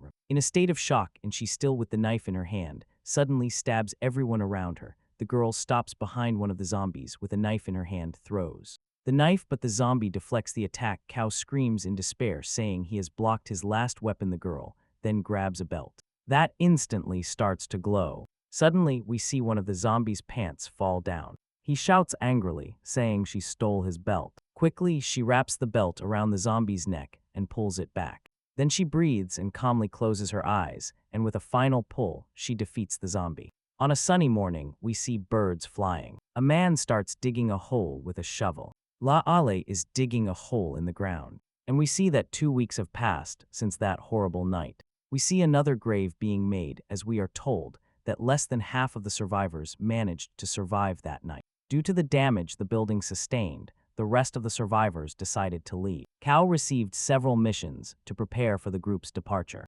Loli kept insisting to the captain to tell her what happened that night. Liang Hai and she finally told him everything.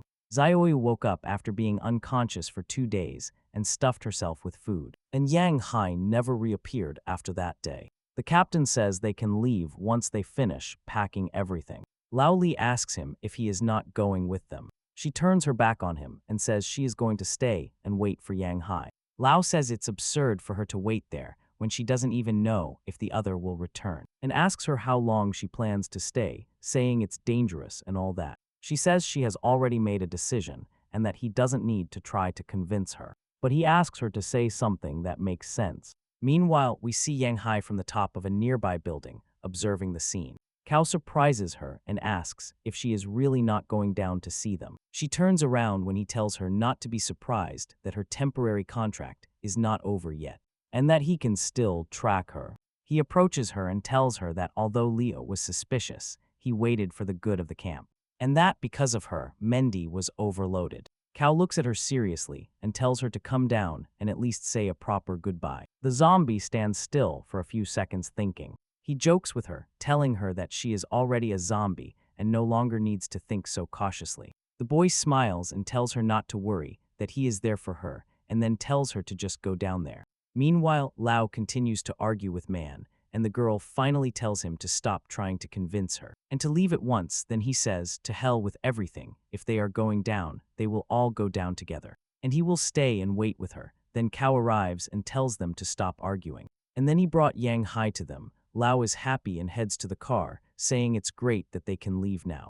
Kay says that she is not there to say goodbye with them. Everyone looks at her in surprise. He says that the girl is no longer human. The horns on her head are proof enough of that, and that, for some reason, he can talk to her. The whole group stands hesitantly behind Lao Lai, while he thinks they act like this because of the zombies. Mengda shouts saying he was leaving without saying goodbye, and asks her if she knows what he has been through this last month. He says that everyone suspected her after she took his place, but she endured all the pressure, and finally managed to unite everyone, but that every day she questioned her own work, and feared dividing them. Every day she wondered what Yan he would do. He says that the fact that Yan is not human does not mean she will turn against her. That they were battle buddies, that if it weren't for Qiao, she wouldn't have even tried to say goodbye to them one last time. Jan and Jia then approach the girl and put their hands on her head. Tears begin to well up on Meng Tai's face, which soon overflow as she cries. Then she hugs the zombie,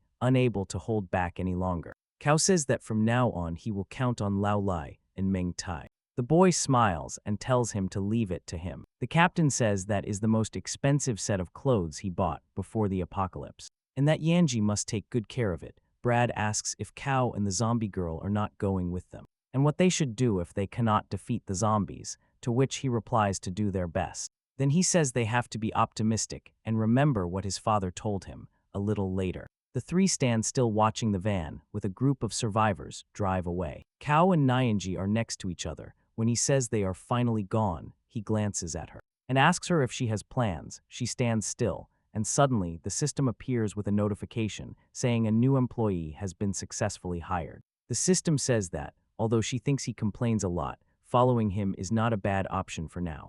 Qiao smiles and says that sounds good to him. He opens the system screen and says that now is the time for rewards, and sees that he has 1,007 points. Then he says that this time he wants to spin the wheel 10 times. Our boy says that, finally, after much effort, he has managed to accumulate his first 1,000 points. Smiling, he tells the system to activate the lottery. He is excited and tells the system that today he is the luckiest man in the world. The two maids watch him as he excitedly tells the wheel to start spinning. He wins night vision contact lenses that allow him to see in the dark at a short distance when he uses them. The boy also wins a black and red tactical knife. Kyle is happy to have won 2 blue quality items immediately and says he no longer needs to carry weapons. He can just summon them from the system. He stores his new weapon and tells the system to continue. He wins a wide variety of items: bottled salt sodas, body wash, staff food, materials, etc. The 2 zombie girls watch as he touches the ground, cursing his own sewer mouth. He wins 2 new items, one called Regenerative Potion for Employees and another called Short-Term Mutation Prevention Medicine. Finally, he wins 2 new memory fragments, one from Yuziayu and one universal. The boy then starts thanking the system, praising it as the savior of the universe, which makes the girls feel embarrassed. Our boy reflects on to whom he would give the universal memory fragment, and he thinks that he is very curious about Junji's past, so he will use it on her. The system says the exchange was a success, and the boy, with shining eyes, calls the zombie so he can see her past. Suddenly, he finds himself in an empty desert, right after a huge explosion occurs behind him. He turns around and asks what is happening. He sees people fighting with weapons against each other in a war-torn landscape. As he looks around, he wonders where that could be. We see a bald man saying it's no longer worth wasting bullets on that group of peacekeepers. They just have to burn them all. Then, with wide eyes, our hero wonders if the girl was a terrorist. Suddenly, a hand emerges from a pile of corpses. The girl slowly starts climbing out of the pile, looking around fearfully. She looks up and starts crawling, not stopping for a good while, always moving forward. A few seconds later, we see a flamethrower ignite. The flamethrower starts burning the corpses of all the people surrounding the girl. Next, we see the starry sky with a bright moon full of smoke and fire. Someone says that maybe they didn't gather Team PS, Kepper, Snow, and all, just to wipe out the country's terrorist group. The man continues telling her that they were almost annihilated just because she saved a child from the clutches of violence. He says that a small act of kindness can be enough to trigger an alert among those terrorists. And the most ironic thing is that the girl ended up working as a spy. To conclude, he says that out of 67 people, only 1 survived. And that is how the Snowy Owl group ended. A flag waves in the background as the man concludes by saying that, thanks to the information she provided, the wolf group has been completely destroyed. He places a bouquet of roses in front of a grave and says that the number of snow owl troops will always be preserved and inherited.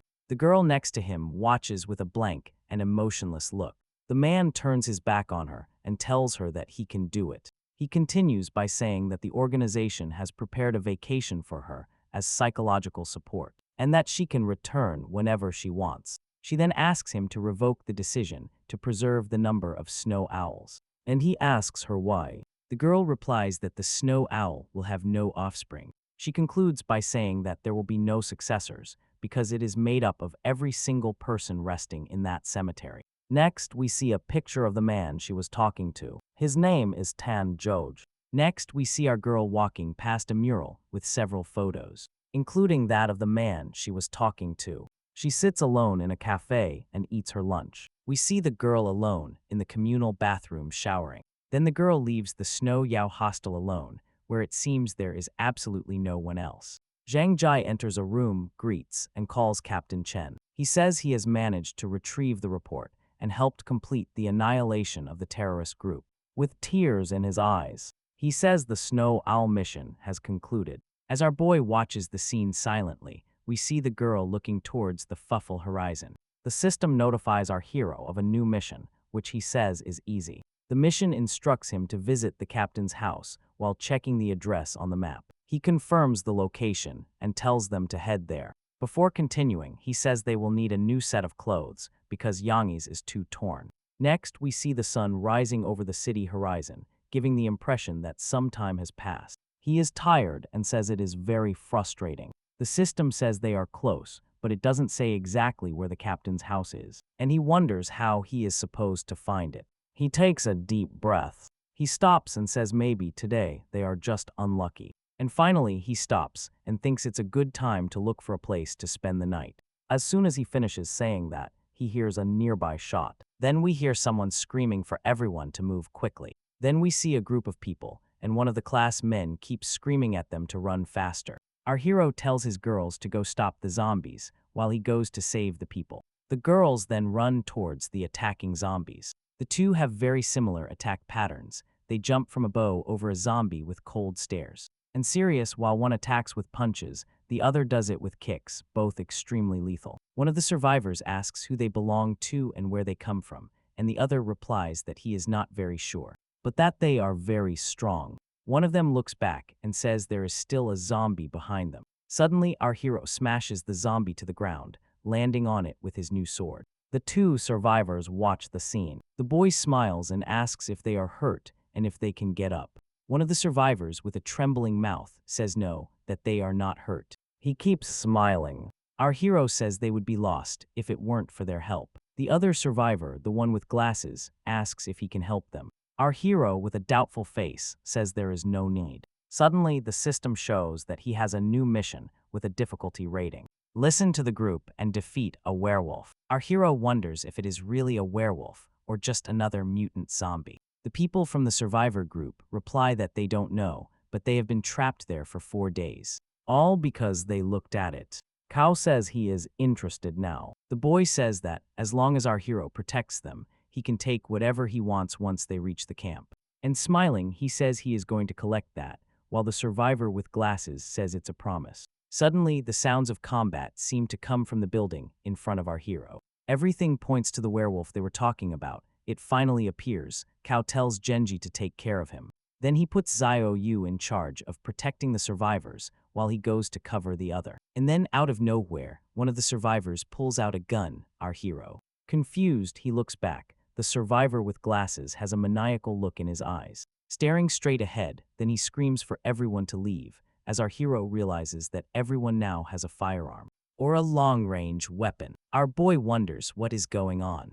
Yanji furiously attacks and punches the werewolf in the chest. The survivors take the opportunity and use their long-range weapons to shoot the werewolf. Our hero tells them to wait because his maid is still in the line of fire. Obviously, the survivors do not wait and start shooting the werewolf. Our hero tells Yanji to quickly get out of the way. The girl looks back with an expressionless face, but realizes that the bullets are heading towards her. And, by a hair's breadth and with great effort, she dodges the line of fire, using a car as cover. The werewolf in front of her is riddled with bullets from the survivors. Our hero grabs one of the survivors by the shirt. Angrily, he complains that his maid was still on the front line when they opened fire. And the survivor says he was only trying to help. Inao releases the survivor's shirt and pushes him. He tells the survivors to find a place to hide, because with that amount of shooting, they will attract a bunch of zombies. Then he says he is a man of his word and will definitely keep the promise he made to them. Looking towards Oyu, he tells her to go after them. We see tall buildings with smoke coming out of some of them, indicating there is combat. The werewolf keeps running and howling. Jan Hick keeps running after him. The werewolf takes advantage of passing by an old car, rips off the door, and throws it at the girl. Yonghu is surprised to see the door flying quickly towards her, with incredible agility and force. She grabs the door and turns, throwing it back at the werewolf. The door hits the werewolf's arm directly, with the force of the blow. Cao is thrown several meters through the air. He quickly turns and manages to lean against the wall to continue his escape. The fight between the two continues throughout the building. Cao says he is injured and must be hiding on one of the floors. A while later, he says that the beast's smell is so strong that even he can perceive it. So he is definitely there. Then he tells Uyu to break down the door with a powerful kick. The girl easily breaks down the door. Surprisingly, we see a woman and a child inside the place. Cao is clearly surprised and does not understand what is happening. The system then informs him that his mission has been updated, that he has finally reached his destination. Captain Chen's house. After a while, our hero asks if the werewolf really saved her, and the woman says yes. She escaped from the camp and he helped her. She says that the camp is run by a group of bandits who captured her and discarded all the elderly, leaving only women and children, and he also made it very clear that they only did it for fun. The woman continues by saying that she would rather be eaten by the zombies than stay there. So one night some time ago, she escaped during a zombie attack. She says that, desperate and in a horrible situation, trapped between zombies and a group of bandits, she met the werewolf. Meanwhile, our hero rounds a corner in the apartment and finds an achievement certificate for a hunting dog named Ming Chang. Our hero thinks that the rescue and hunting dog, adopted by Captain Chen, has become a zombie. Meanwhile, we see Yang Hai looking at the werewolf in the next room. Cao says that the reason the werewolf appeared that night is because maybe he thought they were in danger, and he wanted to save them. He continues by saying that his life must be very sad because he tries to help as many people as he can.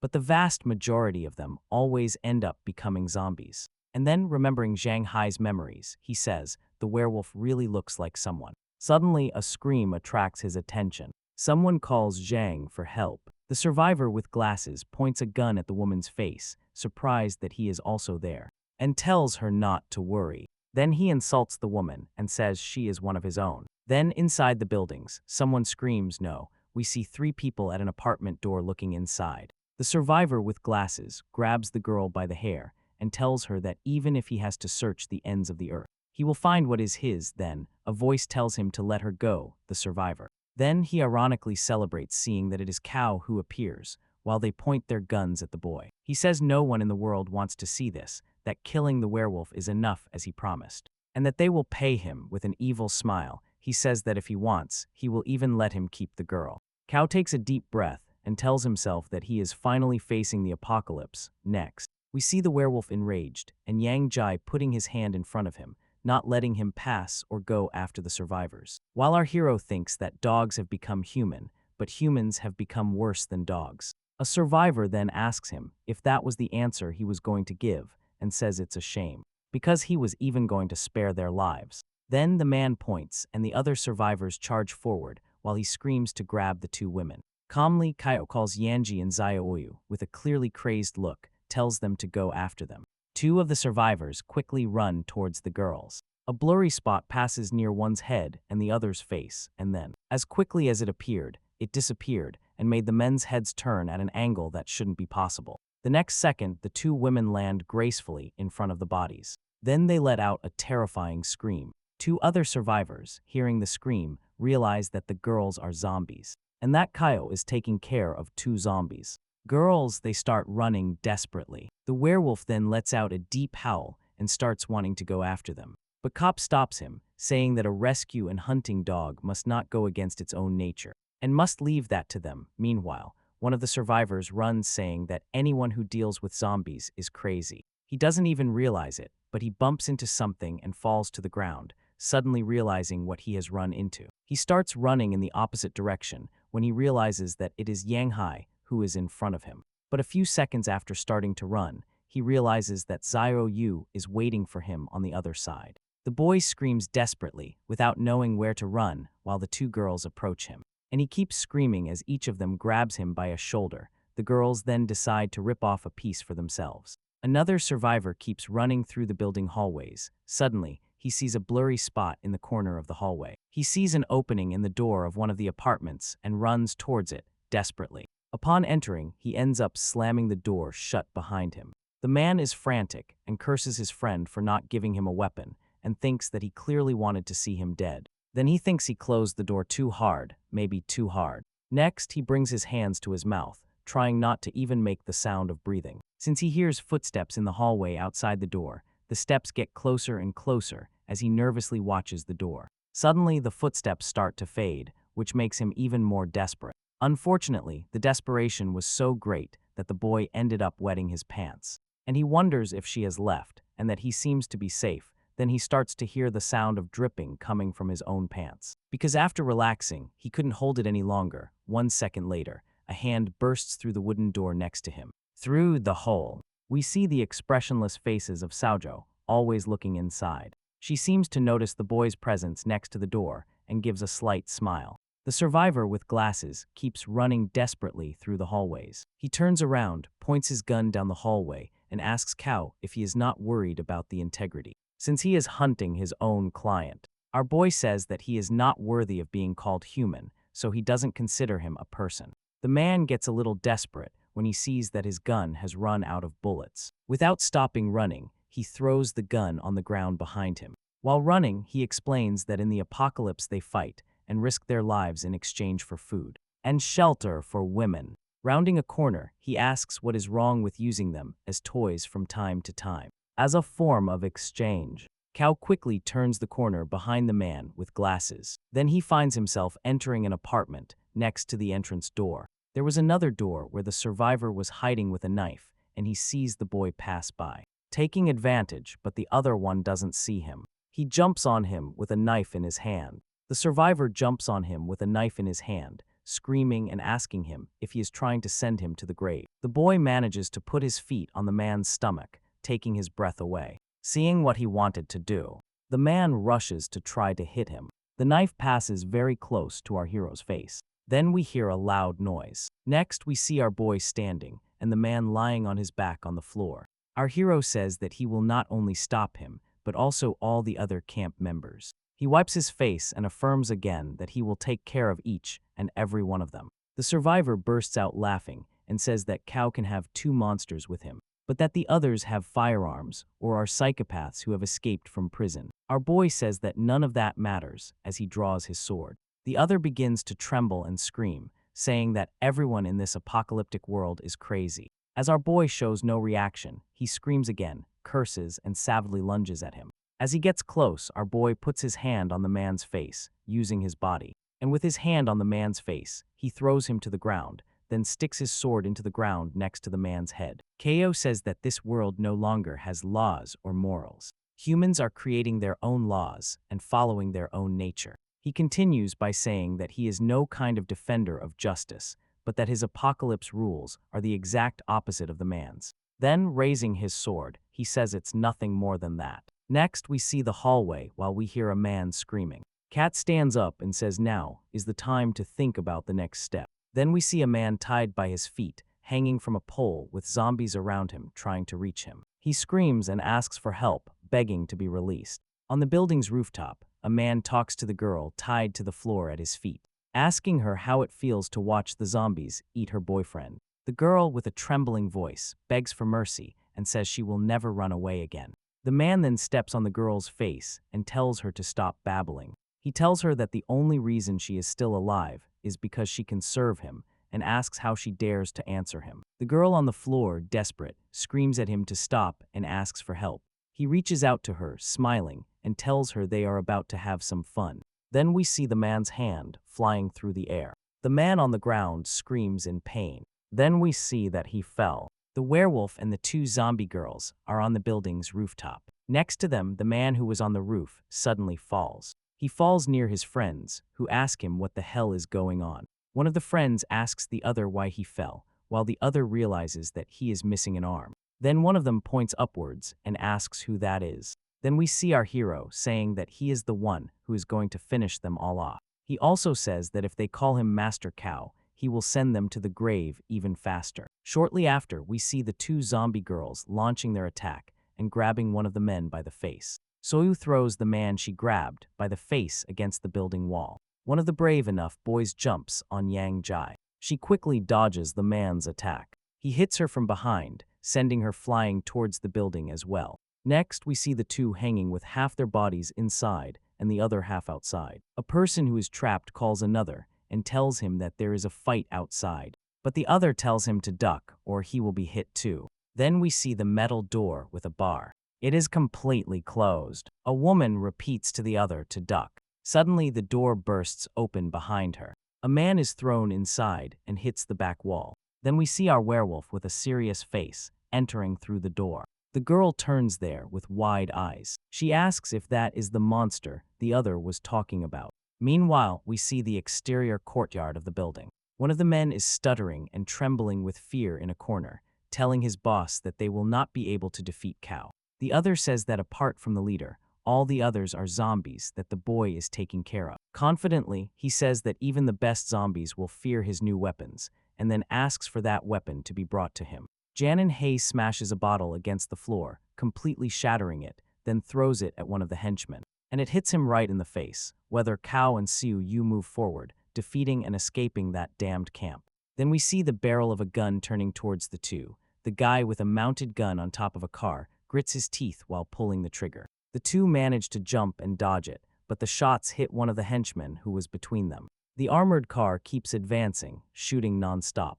From above, we see the destruction caused by the car and the gun in the open courtyard. Cap looks at the people he has rescued and tells them not to leave no matter what. He turns to the guard dog and tells him that he leaves everything to him. The werewolf nods his head while looking straight ahead. Meanwhile, the tank crew keeps shooting and provoking Qiao to show himself. The leader inside the car screams, asking how they dare to invade his territory. And he tells his partner on top to keep firing at full power. Quickly, they see the werewolf next to the building, surrounding the vehicle. The guy operating the gun on top of the car sees the werewolf and asks him if he thinks he's immortal, while shooting at him, and the werewolf takes several hits to different parts of his body. Then he remembers that Qiao told him it was a regenerative serum and that, after injecting it, his wounds would heal much faster. He gives the injection to the werewolf and tells him to leave all that to him because he has a duty to protect everyone. Next, we see how all the bullet holes quickly regenerate on the werewolf's body.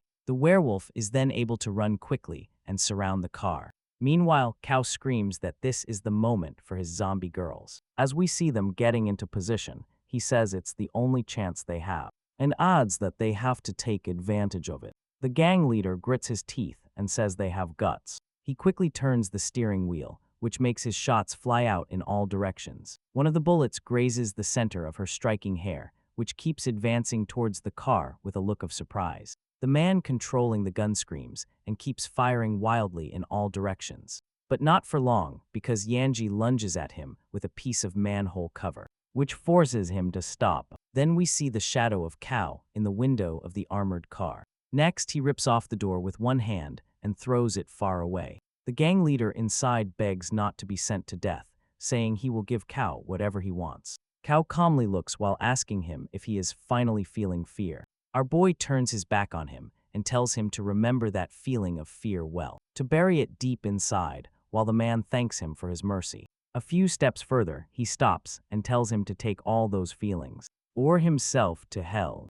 Then he turns around and hits the gang leader on the head. Sometime later, they cleared out the entire bandits' hideout and rescued all the prisoners. They also cleaned up Captain Chen's house and locked all the doors. Then we see our boy with a smile on his face and his two zombie girls behind him as he says it's time to move on. He also tells the survivors to leave the city and head north in the hope of meeting the group of men, he says. And Chang decides to stay behind and escort them. While looking at the blue sky, he thinks and firmly believes that, at some point in the future, they will meet again.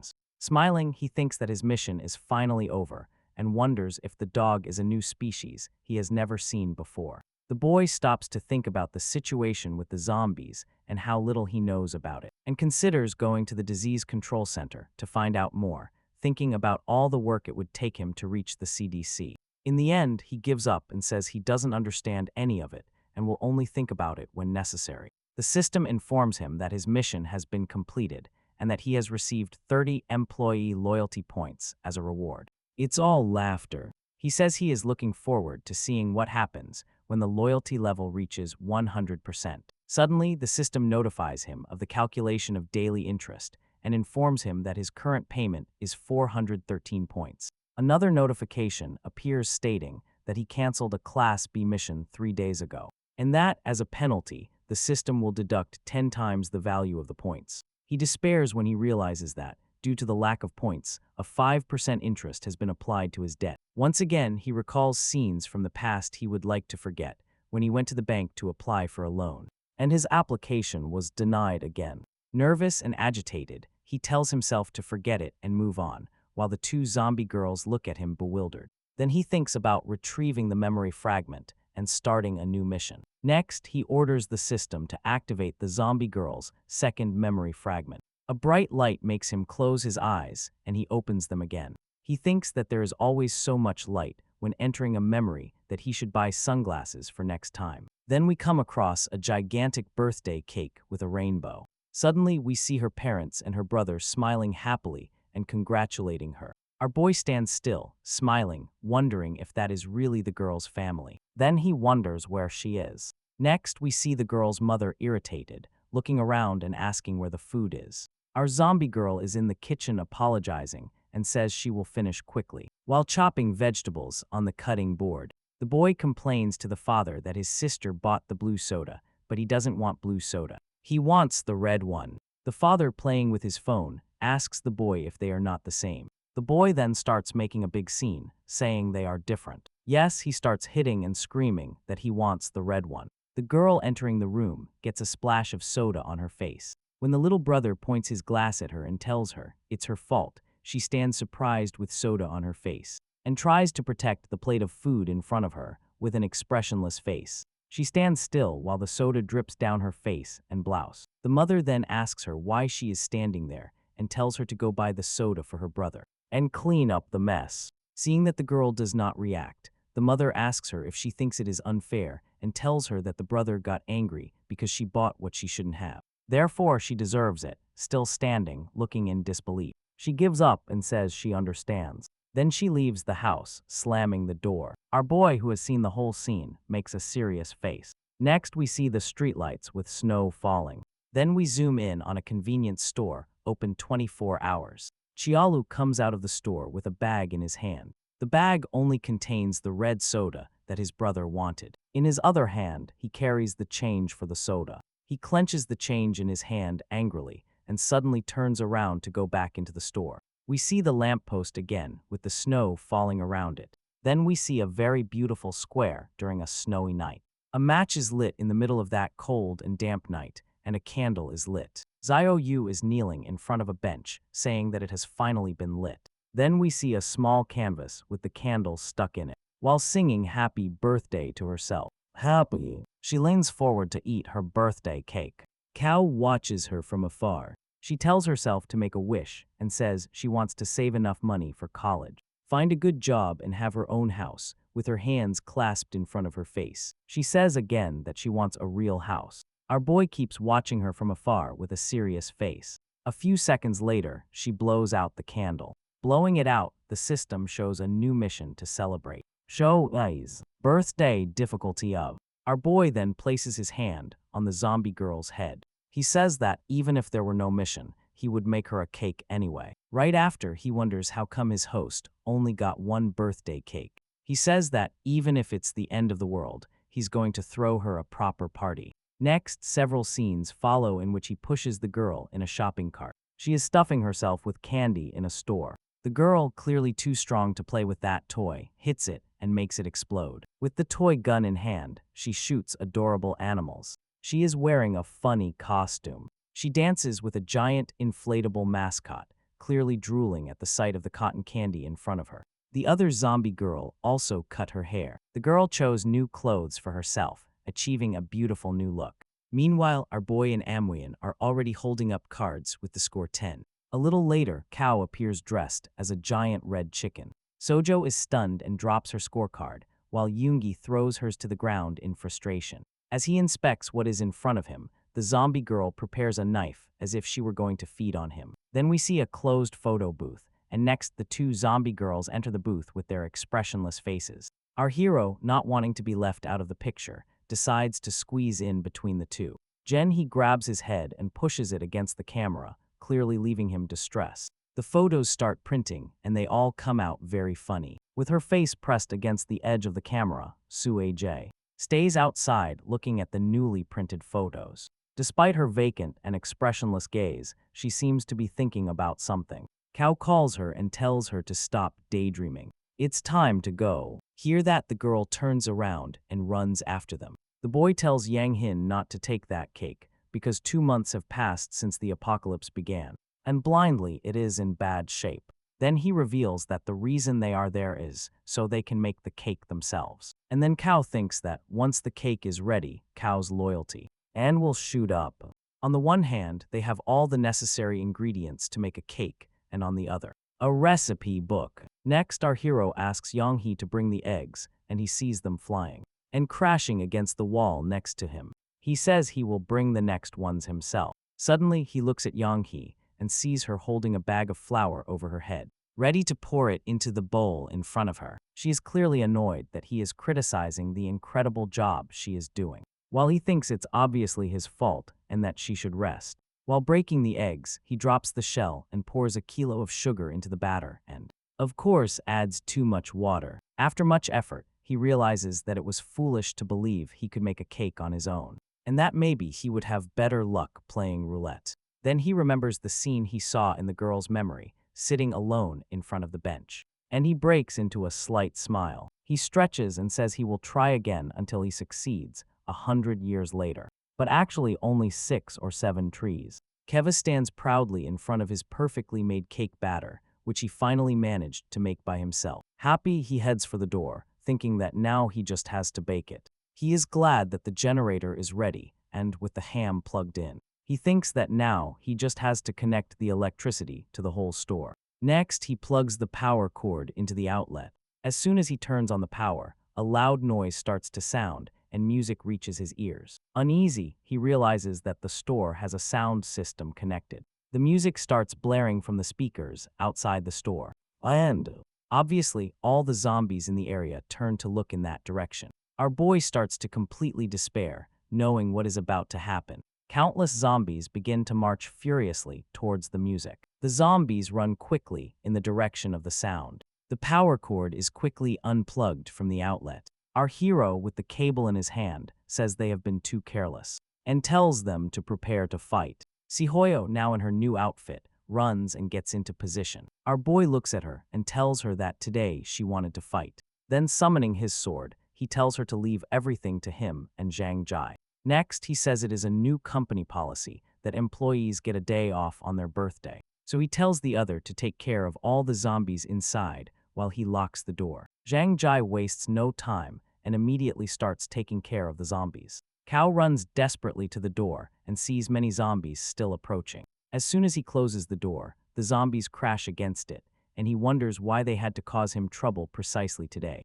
He realizes that Yang He is using a utensil she shouldn't be to fight the zombies. He yells at her that it is supposed to be used for the cake, not against them. She looks at the counter, grabs another tool, but our hero says that one is not a weapon either, and that she should leave it on the counter. Then the system says it has stopped an employee because she showed intent to attack the boss, while he says he worked on it for hours. She, without changing the expression on her face, starts throwing plates and cutlery as weapons. She basically manages to hit all the zombies with her superpowered plates. Meanwhile, Qiao stops to think that baking a cake is a bit boring. A few seconds later, he has a brilliant idea. Next, he asks Tiang to take Xiao Yu upstairs and tells her he will be there shortly to meet them. The girl waves and so does Tiari. Before going up, our hero calls Xiao Yu and tells her that, when she gets upstairs, close her eyes and wait for him. Then the two brutes run towards the building's rooftop. We see some parked cars and a giant truck in the middle of the street, while Qiao says he has come up with a brilliant strategy. A while later, we see him smiling and saying that the cake is ready and everything is prepared. The system displays Yang Hai's status window, and then we see that he has activated collaborative work mode with her. He had never activated this collaboration mode with Yang Hai before. With the cake in one hand, he prepares for what looks like a speed run. And as he starts running, he thinks that the feeling is completely different from when he collaborated with Xiaoyu. The collaboration with Yang Jai is completely calm and clear. Seeing the number of zombies in front of him, he says he can do it. He steps on the zombies' faces while holding the cake in the other hand and says that no one will stop him from delivering that cake. Immediately after, he shouts even louder that no one will stop him from eating his cake. Dodging a zombie's attack, he says no one will be able to force her to wait any longer. He throws the cake into the air and uses his sword to knock down countless zombies before it falls again. And in the next second, he manages to catch the cake and rebalance it in his hand. On top of the building, Yanji is still fighting countless zombies alone. Soyu stays in a corner watching the fight, then follows her boss's orders with a blank look, and closes her eyes. Qiao thinks that, even if he feels bad for using all that fuel, making his employee happy is much more important. We see that he has lit several candles connected to some gasoline, and finally, he throws a lit birthday candle backward. Then he yells at Zyro to open her eyes. She, still with her eyes closed in concentration, starts to open them slowly. At the exact moment, the candle flies towards the pool of gasoline with the wick lit. The instant the flame touches the gasoline, a huge explosion occurs. And then we see the entire street light up, shooting fireworks in all directions. Then smiling, shouting. Qiao says this is his gift to her, limited edition fireworks for her apocalypse birthday. The girl, with wide eyes of disbelief, stares at the colorful spectacle. Yanji also keeps watching while holding a zombie in her hands. Qiao then runs and brings the cake towards Oyu, saying the frosting spread very well, and shows it to her. He promises her he will always make her a cake on her birthday, as long as he lives, and invites her to make a wish. The girl, who had been serious until then, demands a smile. Our hero starts singing happy birthday to the girl as the candles are blown out. The system reports that Xiaoyu thought the cake tasted strange, but that she is kind and says nothing. In the middle of the view of a sea with several combat zones, we learn that the Sunni coast has developed a lot in recent years, especially due to high-end industries. Due to economic growth, the old city was replaced by residential areas, while industry moved to the new city. However, basic resources are nothing more than the remnants left after the outbreak, so our hero decided to head to the old city. We receive a summary of the adventures so far. A month and a half has passed, and he has already completed 89 out of 100 missions. Behind our hero, a little boy calls him. Then he asks how the bridge is, and we are informed that its name is Oyen, and that Qiao met him near the river a few days ago. Our boy says there is more news, because the bridge is broken, and they won't be able to cross it even by using a rope. Then we return to the place where Oyen's group is temporarily staying. This is the leader of the Oyen group, and our hero has been following him since they met. The leader thanks him for the information, and our boy asks if they have found anything. Another man there says he found a boat near the river. Qiao is surprised and asks if the boat is not damaged. The man says it's a cruise ship, and the engine doesn't seem damaged, but it has run out of fuel. He says they now have to find fuel, and that the base's resources will only last another 2 or 3 days. The leader smiles and asks if Qiao can take care of that, since he and his charming helpers are very strong, and they would only be in the way. Our boy says he knows the leader just wants to save energy to get people to the boat, and that between them, the guy could be straightforward by smiling. The leader says our hero is very direct and adds that, once he gets the reward, it won't be bad. As he leaves, Joe tells him to keep bringing resources to the boat, which will probably be finished before nightfall. Passing the zombie girls, he calls them and tells them they are leaving. Or Joan observes the scene from a distance with a curious look, just after asking our hero to wait, and telling him that he is going too. Our hero, with a bored expression, thinks that the longer he spends in the apocalypse, the more irritating human beings become. A while later, we see a gas station full of zombies. We see Sojo with her fist charged with red energy, launching an attack on the zombies. She releases all her energy, completely covering some zombies in front of her. Her punch leaves a trail on the ground and sends several zombies flying, practically incinerating them. Generating them. The system shows us that Sojo has acquired an ability called Heavy Blade, which significantly increases her combat skills. But it has a fixed cooldown time. Our boy watches proudly and says that this new power is comparable to the first one, because of how strong it is. Hajin is surprised by Sio's power and asks if it's kung fu and if she can teach him.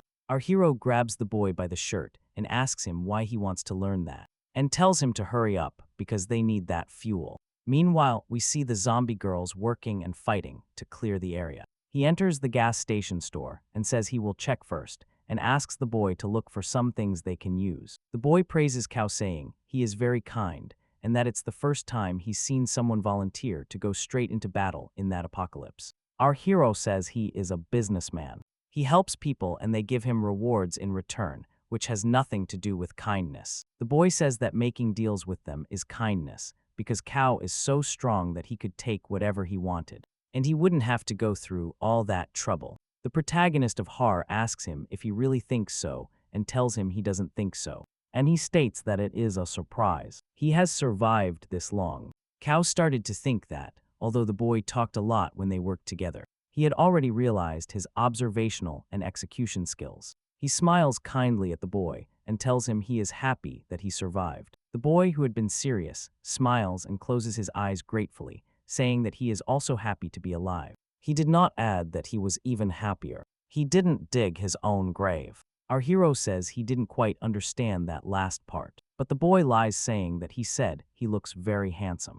Our hero is starting to get really annoyed by the boy's chatter. So to try to get rid of the boy, he tells him there is an overturned car at the entrance, and asks him to check the gas tank. The boy quickly salutes and says he understands, while our hero is looking forward to finally having some peace and quiet. The boy goes outside, sees the overturned car, and realizes he will have to climb on top of it first. He leaves the gas can on the ground and starts climbing on the back of the car. We see a zombie hand underneath the car, watching the boy's feet. Next, we see the zombie's head peeking out from under the car as the boy keeps climbing, apparently without noticing. Suddenly, the boy screams and lands on a metal grate that makes a worrying noise. And, of course, the grate is rotten and cannot support his weight. Before he could fall further, who gets up and grabs him by the foot, sarcastically saying he is very cautious. With a trembling voice, the boy says there are zombies under the car and warns him to be careful.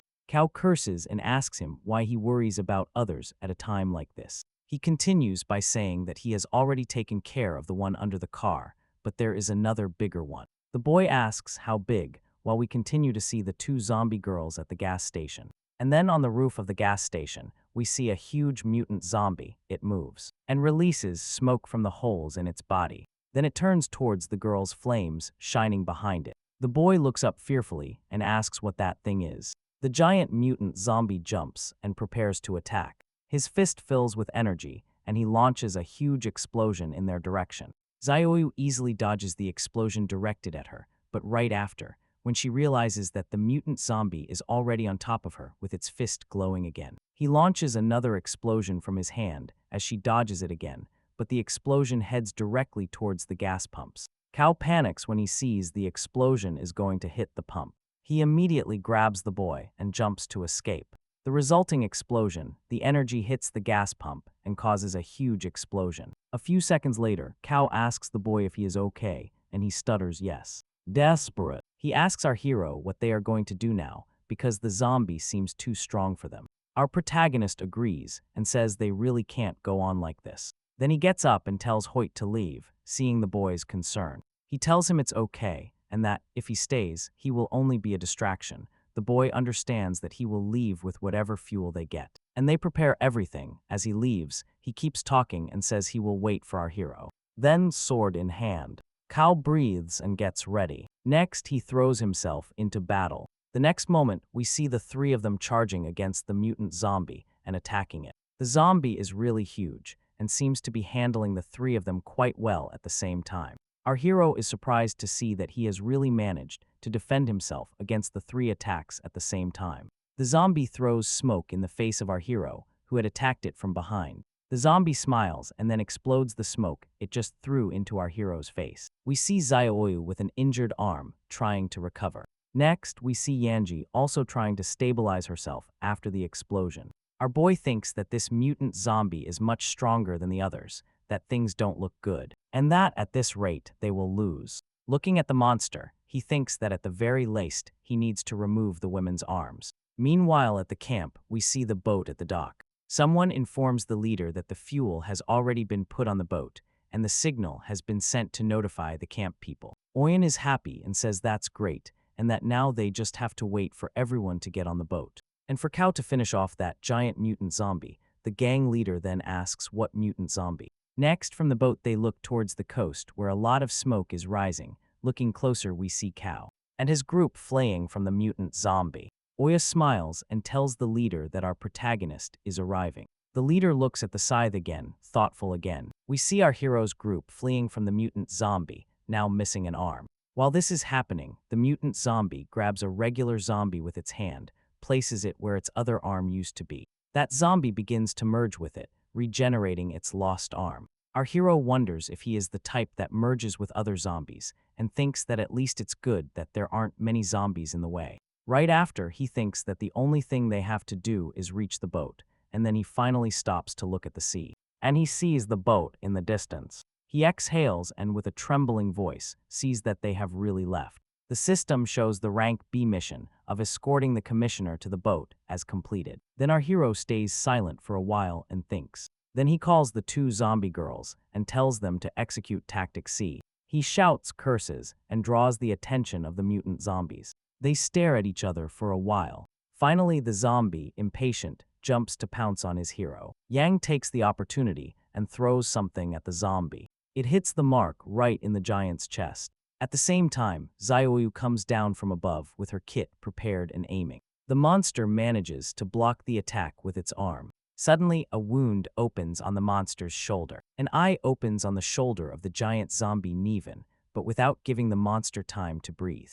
Our hero enters with his sword aimed at the other arm while looking at the boat. And he thinks that he believed the same promises and in collaborations full of lies again. While hitting the zombie full of rage, he thinks about false friendships and the same thing that has always happened in the world. After defeating the monster, he ends up saying that he is tired of everything. Then he hears a noise behind him. He decides to look back and sees a horde of zombies approaching them. But it's not just zombies. There are people running saying that the boat has left and didn't wait for them. And now they are dead because they have nowhere to go. They flee from the monsters while screaming and begging Qiao to save him. One of the men is finally caught by one of the zombies while screaming his name. With a cold look and seeing that the man has been caught, he says he doesn't want to help. We see a scene where a group of survivors runs while one of them is left behind. And the zombies start to pounce on him. In Greek mythology, Sisyphus suffers the punishment of pushing a rock to the top of a cliff. But the rock ended up falling once it reached the top, so he had to push it once. And again, forever. Our hero does not want to be like Sisyphus. The system shows him a new high-difficulty mission called Protect Me. Next, he sees countless system windows with the same mission for him. Our hero stops and thinks that if he saves him now, what will happen next time? Maybe the food will run out, maybe they will get sick or be betrayed. The rock will never reach the top of the mountain. The girl then finds herself surrounded and screams for help, begging anyone to help her. She screams louder and louder, asking for help. Our hero then jumps in with his sword and attacks the two zombies that were approaching her. Zeke crouched with her eyes closed and, having already given up, decided to open one eye to see what happened. And then she sees our hero in front of her with expressionless eyes as he defeats the zombies. Our hero, in turn, while fighting the monsters, wonders what he is doing. His body practically moves on its own to save the girl, while he himself does not know the answer. He already knows that all this is useless, and then two zombies run towards him with hungry eyes and open mouths. And suddenly, the zombie girls attack those two new monsters coming for him. Then again, we see them in action, defeating one zombie after another, a pensive one.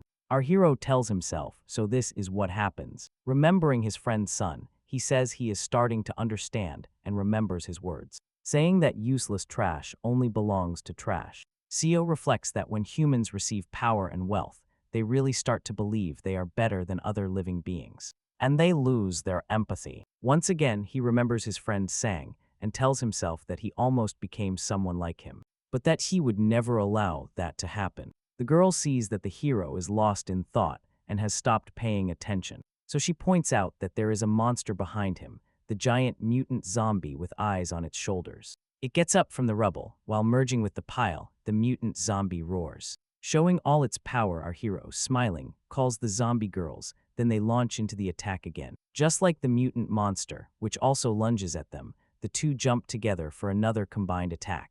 As if they were one, they descend with their powerful kicks aimed at the monster. Meanwhile, our hero throws a rope onto the creature's arm. The rope lands perfectly, wrapping around the monster's wrist. At the same time, he jumps with his sword and hand to launch a deadly attack on the zombie. The eye and shoulder seem to look directly at our hero, and this time the arm manages to block his attack.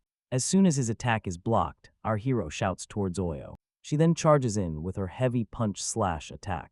The girl jumps behind the monster and uses her blow, leaving the beast split in half. Seeing the beast fall again, our hero says that, even if the world is like this, and even if he has a power superior to that of man, he hopes to continue living like a human being. One of the survivors points to the sea with a smile on his face and tells everyone to look. Then he sees the boat approaching them.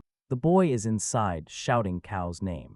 About 10 minutes earlier, someone had approached the gang leader and told him that something was wrong with the boat. The leader told the boy that whatever the problem was, he should solve it quickly. Then he drew attention with a gun in his hand, saying he was taking care of the problem right then and there. Suddenly, 3 gunshots are heard. Another member of the survivor team arrives at the scene of the shots and asks, "What is happening?" Seeing the scene, he screams, asking if Oyen just fired his leader. Then the boy wonders if that trash can even be considered a leader. The man, still in disbelief, asks him what he is talking about. Then the boy says that Oi abandoned the group because of the zombies, and that tomorrow he would do the same to leave them behind. He says they don't stand a chance of survival if they keep doing this. Smiling, then he says that with Cal they have a chance. We return to the present and see the boat approaching the pier. The boy then says that he never thought the leader would trip and fall into the water, while Oyen says that not even he can believe it. Our protagonist is happy to have convinced the others to bring the boat back, and Oyen says they were only afraid of the leader, but they didn't want to leave him behind, smiling. Then he asks the other survivor who saw the truth, sweating nervously, and too loudly. He says, yes, that's exactly it. Qiao says that today he has matured and asks if he will now receive some kind of reward. And then the boy says he will give him one of his precious lunches as a gift. Once again, we see our hero defeating the zombies with his sword. We see that he is guiding a group of survivors through the city. They managed to reach the old city using the boat and found a group of survivors who had abandoned their hideout in search of help. And then they decided to help them. Looking ahead, the boy sees smoke coming from behind a building and assumes it must be the location of the camp mentioned by the group. The boy thinks that there is a person there capable of curing bitten humans, and that there are some of them in this group, although he doesn't believe it. Any possibility is an opportunity, and after all, it doesn't work. At least he can help end their suffering. The mutant zombie falls in front of them. The people in the group point to the zombie and say that it is another mutant, and that this is already the 3rd one. The boy says that the longer the apocalypse lasts, the more mutant zombies appear. Our protagonist then tells Oyen and Yamji to lead the group towards the smoke. While he and Sawai cover them, the 2-headed mutant zombie roars and prepares to attack them. Next, we see a huge impact that raises a large cloud of dust in the middle of the city. Today finds bullet holes on the ground in front of him, and he freezes, gritting his teeth. Unscared, we see the size of the hole caused by the shot. A camp guard shouts that they have not received any orders, so they cannot let anyone in. He also says that if they try to force their way in, he will shoot. Oyen shouts while defeating a zombie, saying that the group has no bad intentions, and that they only want to hide from the zombies. The guard says that the leader is not in the camp at the moment, and that he has no authority to let them in, especially with so many zombies around. Then Cal arrives and says that he will take care of the zombies if necessary, just to let them in first. The guard tells them to eliminate the zombies, and after that, he will let them in. But if they try to force their way in, he will shoot them. Our girl thinks that his way of acting is not entirely wrong. Our boy then thinks that it's as simple as defeating all the zombies there. So he activates the cooperative work mode with Yang Jai, then throws her a rope, and tells her they will use the coral tactical operation while she catches it in the air. The girl moves easily between the zombies, using the rope her boss gave her. Kao tells everyone to get out of the way, and if they can't run to duck, Oyen grits his teeth realizing what is about to happen, and helps the survivor, both him and Ganhee, each holding one end of the rope. Finally, they surround the entire zombie group and head towards each other. As they get closer, we see that they have managed to form a circle around all the present zombies. They cross each other, causing the zombie group to get closer and closer. And then our hero shouts to Oyu that it's her turn. Now she begins to charge energy around her. Then with great force, she jumps forward, hitting the ground hard with her feet. She uses her heavy slash ability in the form of a kick, and throws a gigantic line of red energy towards the zombies. The line of energy she threw with her kick lands perfectly on the heads of the zombies inside the coral. When the dust settles, our hero sees that all the zombies are lying on the ground. Looking back, he sees that many more zombies are approaching. He gets ready and informs everyone that many zombies are still coming. Our boy realizes that the two girls have been fighting since they crossed the river, and they must be very tired, but there is nothing they can do. The zombies keep approaching in absurd quantities. Our hero faces them with his sword in hand. Suddenly, another monster jumps from behind him and lands with a huge crash and a big hole in the ground. Then another one just like it jumps in the same spot, kicking up more dust and causing another similar impact. Then we see that the new zombies that have appeared are fighting the normal zombies, creating great chaos and kicking up a lot of dust. Our hero, realizing this, sees that these monsters are a species he had never seen before. In the midst of the chaos, we see three people in biological protection suits saying that the results seem acceptable for a first real fight. One of the men approaches a girl and asks if she is okay and if she got hurt, to which the girl points and says it's just a scratch. The person in the biological suit says it's not a problem, even if they were bitten, because they have already invented the cure and will provide food and rest for everyone. That he looks and asks if he is the camp leader, taking the opportunity to thank him for his help. The person inside the helmet says he is very kind and that, in fact, he owes him a favor. Our hero, suspicious, doesn't understand what he means by that and sees his friend Zahn waving to him and telling him that it has been a long time since they last saw each other. We see a hand pulling a boy's hair while asking him if he doesn't have much money. A boy has his foot on another boy's face and asks how he dares to refuse to give him money to buy cigarettes, while the other begs him to leave him alone. Then the blonde boy says that they are hitting the boy, not for the money, but for his attitude. While the other keeps apologizing, the blonde boy says he doesn't care if it happens again. Or not, he just wants to have fun right now. The boy on the ground starts to urinate on the blonde boy's knees. As soon as he realizes what is happening, the blonde boy gets angry and says it's disgusting. Then we see another boy finishing urinating. Our 17-year-old boy tells the blonde one to stop and leave him alone. The blonde says he's not finished at all, that the other one peed on him and he's going to send him to hell. Before he can take another step forward, a door slams in his face and another student comes out of the bathroom stall. Cairo hears the sound of the flush and stares at the boy who just came out of the stall. The other boys in the bathroom look terrified at the scene that just occurred. The boy who came out of the stall then says that explains the noise. It was a bunch of rats in the bathroom looking at the boys. He looks at our hero and asks if he needs help. He replies yes and asks if the other boy knows how to fight. The blonde boy with his face swollen on the floor asks his friends who are waiting and tells them to go after them. The other two friends in the bathroom, each holding a broom, shout, and they pounce on them. Our protagonist and his new blonde friend also pounce on them. Then we hear their shouts from outside, telling them to stay away from him. After a while, we see the two of them standing, and all the other boys sitting in front of different urinals after the beating they received. The boy who was being beaten stutters and says, "Thank you," with tears in his eyes. And our protagonist says it's over now and that he better leave. Cahill thanks his new friend and tells him that if he had been alone, he might have lost. And the other replies that it's okay, it's just that he can't urinate when it's noisy. Our hero says that, even so, most people would have fled. And the other says that he wouldn't have done it either.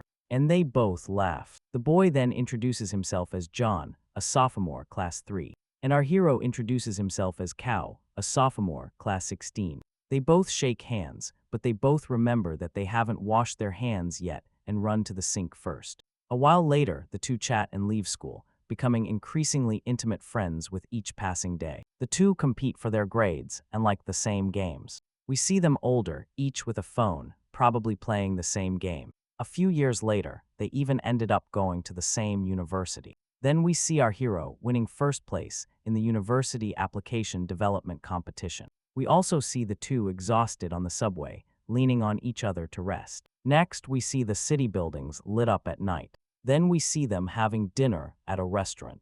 Our hero, with his mouth full, says that his theoretical biology application is perfect, that it was all the competition's fault, and now that it's over, he'll have to change it again. John, also with his mouth full, asks him if he wasn't planning to start a company. Qiao replies that he was planning to, but things at home aren't going well, and that, if he started the company, he wouldn't have money to treat his mother's illness. Then he asks John how his father's company is doing. He replies not anymore and asks why. If you were so good at managing people. John pauses for a few seconds to think and says he thinks the street application idea is very good and that it's worth investing in. Next, he suggests that the two of them start a company together and that, while one is in charge of manufacturing the product, the other takes care of administration.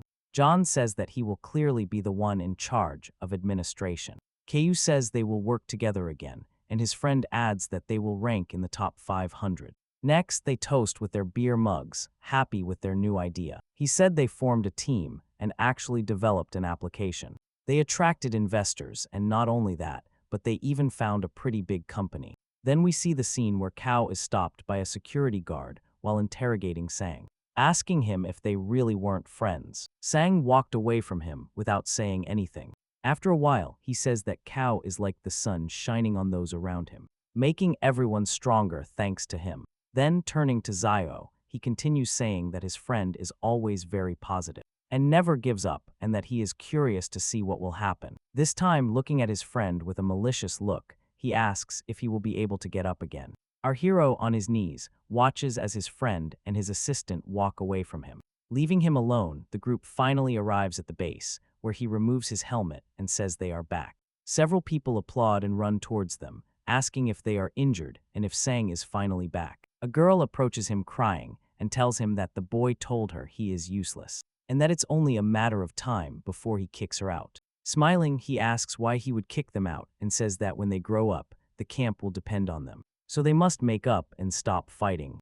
Qiao remembers his friend's malicious look, saying that trash deserves to stay in the trash. As he watches this scene, an old woman asks if people like her, who cannot work, can stay too, and he replies that he would never kick her out. Then, shouting to everyone, he says they have new companions joining them, and that they should prepare food and water. Qiao remains motionless, stunned, watching everything that happens around him. He remembers the scene where his friend turns his back on him, and the secretary tells him to disappear. Our hero turns around, thinking that his ex-friend is a liar, irritated. He calls Yanji and Zayou and tells them they are leaving. As he walks to the door, 2 notification beeps sound. The system informs him that he has a new mission, to stay in the camp and wait for it to be active. Next, the system kindly informs him that he cannot refuse the mission, or he will be dragged away in about 30 seconds. Surprised, he wonders what is happening. He wonders what happened and why the system suddenly generated this mission, and why the punishment is much more severe than usual. Then he asks himself one last question, if the system is trying to help him or just playing with him. Suddenly, Oyin, who has been calling him for half an hour, approaches him and shouts his name in his ear. And finally, getting our hero's attention, tells him they are going to move the corpses to the examination room, and asks him if he is going with them. Then the boy thinks that, since the system won't let him leave, he will just take one step after another and see what happens. Shortly after John shouts his name, Qiao says he will follow him just to take a look, and asks if there is any problem with that. The man smiles and says that anyone can enter. The meditation room is open to everyone without mentioning, of course, a relationship. We see a room with closed doors, labeled temporary examination room. A man is on the bed screaming, immobilized by straps preventing him from escaping. A woman says that something seems wrong with the man's condition. He is probably entering the third phase. Professor Khan says he is going to inject him with double the dose and asks the girl to inject the stabilizer first, because he fears he might trigger a stress reaction. With the syringe in hand, he tells the girl to prepare the patient's record, while the man behind him manages to break the strap holding him to the bed. Sang, with a surprised look, asks him how he managed to do it. The doctor barely has time to look back. Qiao was already between him and the zombie, holding him firmly to the ground, turning around. Our hero asks if the doctor is okay. He replies yes, and the secretary thought that the hero had acted before Jun realized that the man had moved. Then he asks Professor Siu if the man can still be saved. The woman says that, in theory, it is possible up to 1 hour after entering the third phase of mutation. Qiao tells her to hurry up. Finally, he injects the contents of the NAS into the man's body. We see how the patient slowly stops screaming after receiving the medication. Qiao, surprised, asks if it really worked, and AI cheerfully replies yes. Even his skin color has returned to normal. Our hero stands there thinking that humanity could really be saved. He also wonders if that is the reason the system wants him to stay there. Sometime later, outside the room, the professor thanks our hero. He tells him that if he hadn't been there, he might have been lost. Our boy smiles and says it was nothing, but he still doesn't know who the professor is. Yona appears, saying she didn't have a chance to introduce them, that when all this started, she had nowhere to live and accidentally ended up meeting them both. She continues explaining that, after the two professors decided to stay in the city and develop the vaccine, they found this central laboratory. Then they built the base there, and from time to time, went out looking for new people to join the camp.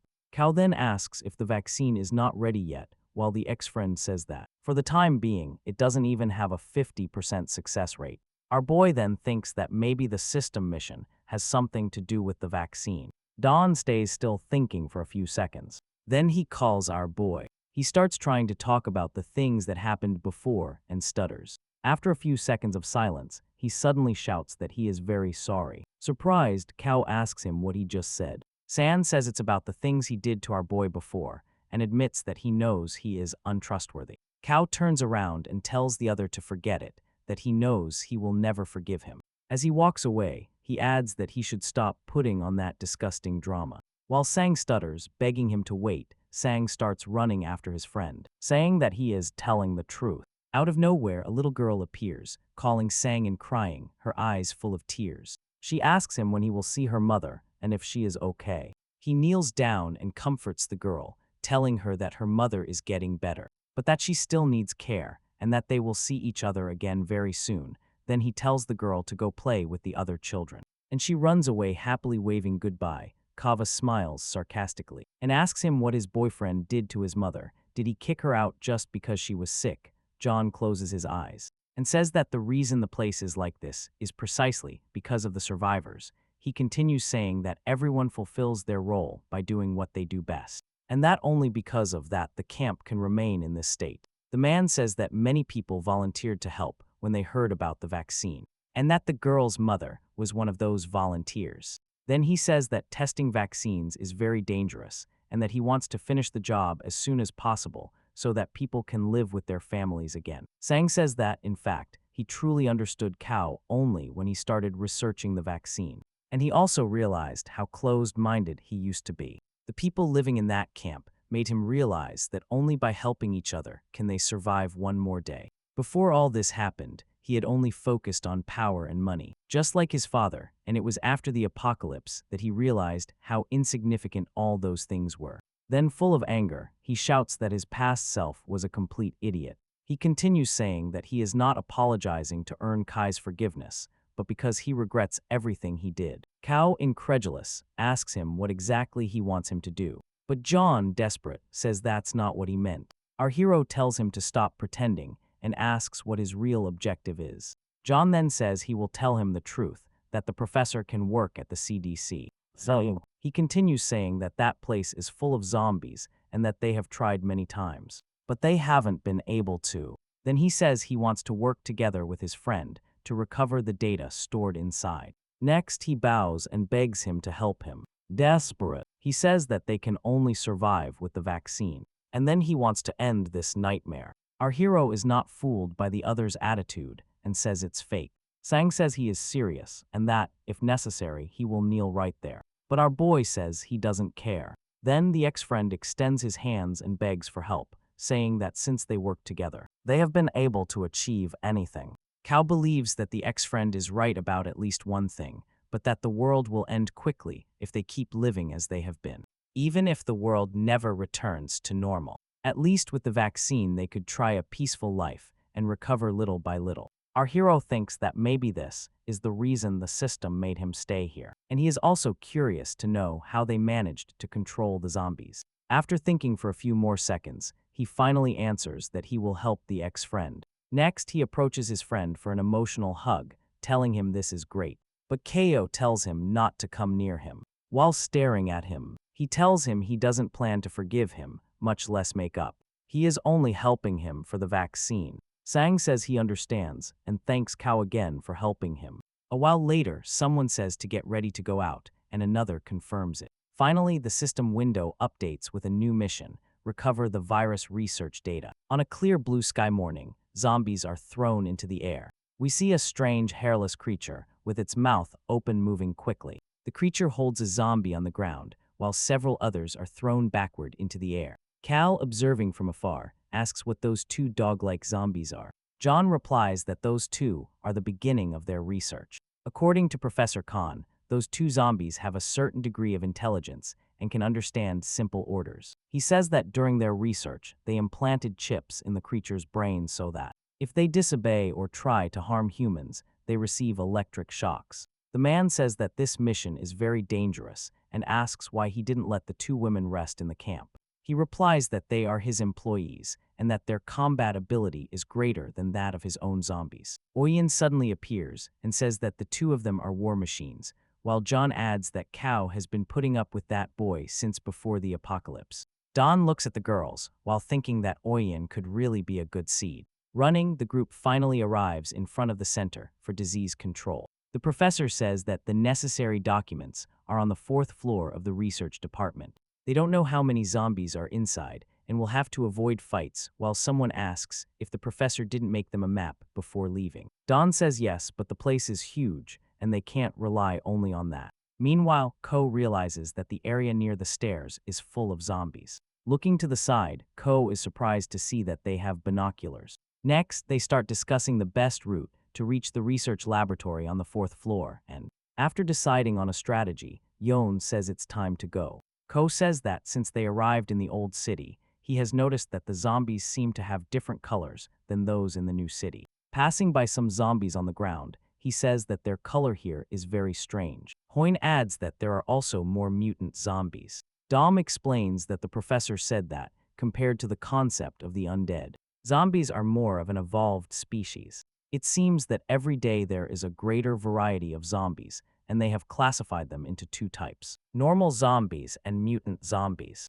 An evolved type zombie usually improves its abilities and retains its original biology, in addition to being selective with food, as it prefers live prey. The other type is the fusion zombie, which seems to merge with other beings of different sizes and shapes and is not selective with its food. Don explains that the ones they created for self-defense are of the fusion type between dogs and humans. It usually takes about 5 people to defeat an evolved zombie, whereas fusion ones can require between 1 and 10. He continues saying that he considers evolved zombies more dangerous because they are smarter. But in the end, no matter what type the zombies are, they all share the same weaknesses: UV rays and their brains. Don stops with the gun in his hand and says that the instructions end there. They finally reach the 3rd floor. He gently opens the door and sees that there are countless zombies inside. Cattle whispers to everyone to keep quiet and try to move slowly to avoid them, while thinking about why there are so many zombies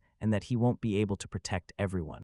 They start walking among the zombies, trying not to make noise and staying alert for any disturbance. One man thinks that if he had known it would be like this, he wouldn't have come, and that once he returns, he will transfer to the logistics team. He also thinks that if he comes out alive, he can brag to Zyro Mei and the others. And maybe then she will admire him. Distracted, he ends up hitting the wall with the tip of his weapon, making a noise. The zombies immediately turn towards him, while Cal shouts that they are screwed, and tells him to run. Oyen says they can lure the zombies to the research laboratory on the 3rd floor, on the opposite side from where they need to go, and that it has an emergency exit. Cal throws an alarm clock at Yang Hai and tells him to use it to lure the zombies to the right side of the corridor, and that they will meet again on the 4th floor. The system reports that Yang Hai likes this kind of challenging work. She quickly activates the alarm clock, and the monsters begin to look in their direction. Xiao and Ojian run away, telling the girl they will see each other later. She runs away with the alarm clock ringing in her hands. Finally, they see the sign indicating they have reached the 4th floor. They enter and close the door. Yoyen says they won't be able to hold out like this for long. Xiao asks San what they are going to do now. He replies that our hero and Oyen must go to the research laboratory at the end of the department. Smiling, our hero asks if he trusts them that much. Jian smiles back and says that's how he shows his sincerity. After a few seconds of silence, Qiao turns around and calls Oyen to leave. Catching him by surprise, they enter and ask Yo-Yo to guard the door, and accompanies him through the files that O asks Oyen how his leg is, and the boy replies that it's nothing serious. Then our hero asks what the boy thinks of. Yan Oyen asks him why he asks that. Kao says he seems quite trustworthy, and that managing a camp that size is not easy. Oyen says there is definitely something wrong with Yan, that he looks like a past version of Kao. Clearly offended, Kao shouts at him not to compare him to Sang. Immediately after, he drops the subject and tells him to quickly find the documents because he doesn't know how long they will last. Oyen is reading a folder while Kao reads another, and both say almost at the same time that they have found what they were looking for. Then we see Sang's group waiting at the door. Oy arrives shouting that they are back and that they got the documents. John smiles and says he didn't expect everything to go so smoothly. Kao shows the backpack and says they got all the documents, while Sand can't believe they got all of them. He thought only a few would remain. He picks up one of the books and asks the boys if they really got the correct books, and if they made sure of it. Zio hands him one of the books and tells him the serial numbers are correct, so there shouldn't be any problem. The man then says that it's okay and they can go back. A small tremor draws his attention. Zio wonders if it's the walls, but soon realizes it's the floor. Suddenly, the floor explodes, throwing everyone into the air. Kao manages to shout at Hoi to protect his head. Our hero wonders if it was Gen Hai who did that, and if he found his powerful enemy. He finds the girl in front of him and asks if she is an enemy, right after seeing what looks like a fusion of several zombies into one. He wonders what the hell that thing is. Kao observes the creature and says it looks very strong and they have to take it down as soon as possible. He tells Yang Hai, who is holding a rock over her head, to aim for the zombie's face. She throws the rock towards the zombie, which tries to remove an iron bar from its chest. Finally, it seems to manage to pull out the piece of iron. Then a huge cloud of dust rises. Sio says that if they had arrived a little later, it would have completed the fusion.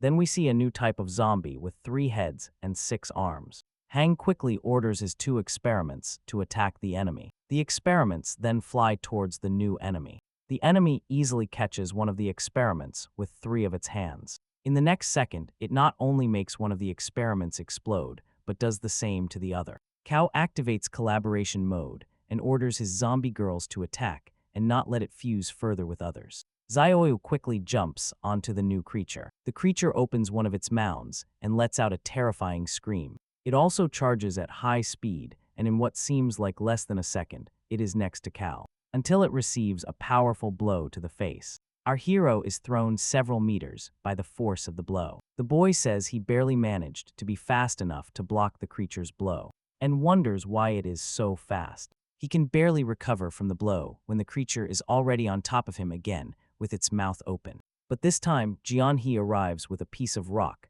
and manages to hit the creature on one side. The force of her blow is also very great, and the creature crashes against the wall on the opposite side. Kao says the monster is too strong and that he needs to concentrate, but the others are still there. So he decides to call John, who is helping the other survivors. Our hero tells them to leave first, and they don't want Oyen to end up dying there. San says there's no way he wants to leave first, with his sword on his back. He tells San to go over there and stop delaying the vaccine, saying he won't let him be dragged out of there. The man pauses for a few seconds and looks seriously at his friend, then he decides to respect his friend's decision, and tells him to come back soon. After a while, Qiao sees that they have finally left, and says he doesn't want them to see what's going to happen next. Yanji throws something at the creature again. Next, Xiaoyu hits the creature in the chest with all her might. Moments later, the creature begins to regenerate. In the area hit by the two zombie girls, the creature lets out another terrifying scream. Qiao believes the monster recovers too fast, and that they need to inflict enough damage in one hit to defeat it. He realizes that Yanji has an injured arm and can no longer throw rocks, and shows us that the skill cooldown time is too long. Pantom starts thinking, and it seems he has an idea about what to do with the cooldown time. Then he closes his eyes and says they have to try it. Next, he shouts Saju Kikdip, his violent war god skill, and his heavy cut. At the same time, the zombie girl quickly obeys and activates both skills. A huge red glow begins to emanate from Xiaoyu's body. Then the girl starts coughing, which suggests that using both skills is too much for her body. Gao tells her not to strain herself too much and tells her to get out of there quickly. The zombie girl lands a blow on the mutant creature, leaving a huge hole in its body. The mutant creature begins to regenerate almost instantly. Qiao sees that she did it, but that the power is not enough. Then he focuses on her stance and wonders if she can use the skill again already. He even wonders if, while under the effect of the violent war god, her other skill has no cooldown time. The girl wastes no time and attacks furiously again. Xiao is surprised to see the damage she is causing. The girl keeps attacking the creature nonstop. A crack appears on the floor. The crack begins to widen at a dangerously fast rate. The floor can no longer bear it and explodes. Seconds later, we see her standing on the rubble. Despite her effort, she remains expressionless. As always, Qiao says that Soyu went too far and that the entire building is about to collapse. Next, he asks both girls to leave. Next, he realizes that Soyu has collapsed on the floor. He says she fainted from exhaustion after using that combo. The energy consumption is too high. He says that Yanghe has an injured arm and won't be able to help, and that saving herself is more important. The system reports that Yanghe refuses to abandon her companions. Qiao allows no questions, saying it is an order. Looking directly into Yanghe's expressionless eyes, he tells her to trust him. She stands there staring at him for a few seconds and decides to obey the order, and runs away. Our boy breathes a sigh of relief. He decides to change his collaboration mode to Yanghe, saying he has already tested it, and that he only needs to be at least 1 kilometer away for it to work. The system then reports that the collaboration mode has been successfully changed. The boy starts running. Part of the ceiling begins to collapse around him. Soyu is lying on a rock in front of him. The ground begins to collapse, and Xiaoju's body starts to slide into the hole. Her body starts to fall, and Qiao jumps after her. Next, we see his hand catching the girl's hand in the air with the other hand. The boy holds onto a pipe. Then we see him hanging, holding Xiaoyu with one hand and the pipe with the other. She begins to wake up slightly, and he notices. Our hero smiles at her and tells her that he has caught her, so she doesn't have to worry. He adds that he will never let her go. Then he says that, unfortunately, the situation is not very conducive to conversation. He lets go of the pipe, picks up the girl, and tells her they have to get out of there. They fall to the ground, raising a cloud of dust. The boy starts running at an astonishing speed while carrying Xiaoyu. He runs down the stairs and passes through a completely devastated area. As he runs towards the exit, the ceiling begins to collapse around him. Our boy concentrates and says there's just a little bit left. Then he sees the door and the light from outside getting closer, and suddenly wakes up in a bed full of bandages. Then he groans in pain upon waking up. Suddenly, Hoi is at the foot of his bed and tells him that 2 days have passed since San returned, and saw him carrying Xiaoyu out of the building. Qiao realizes and asks how Xiaoyu and Yang Hai are. Hoi tells him that the girls are fine and that they are outside. While we see the children having fun with the zombie girls, our hero then asks if they have been examined, and he thinks he was careless. If they had examined them, the secret of his zombies would have been revealed. The boy smiles back and doesn't answer. Then he says not to worry, because he didn't let the doctor examine them. After all, their injuries were more serious. Next, he says that, since the boy is full of energy, he must be fine, and that he will go help another area of the camp. Qiao smiles and thanks Hoi for his help. The boy leaves the room, saying there is no need to thank him for anything between them. After the door closes, our hero remains motionless, lost in thought for a while. Finally, he breathes a sigh of relief and says that Yang He and Shuyu are identical. They have not been exposed, and their injuries are not serious. Next, he opens the system window. He starts checking everything he has gained in the mission status, etc.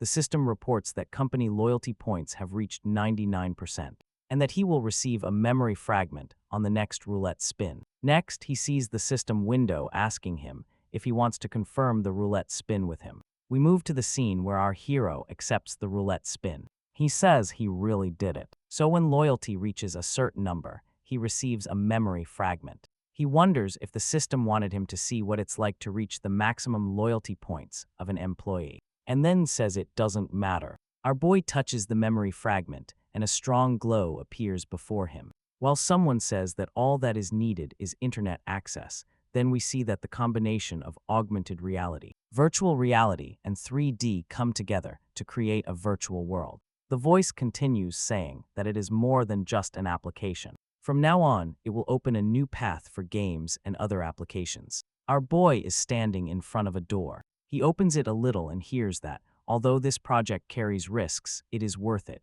because the company has invested everything in developing it. An auditorium full of people listens, as the voice continues saying that they must be honest, because the salary is based on minimum wage. He continues saying that the compensation comes in the form of company shares, and that everyone who joins them will receive a large amount.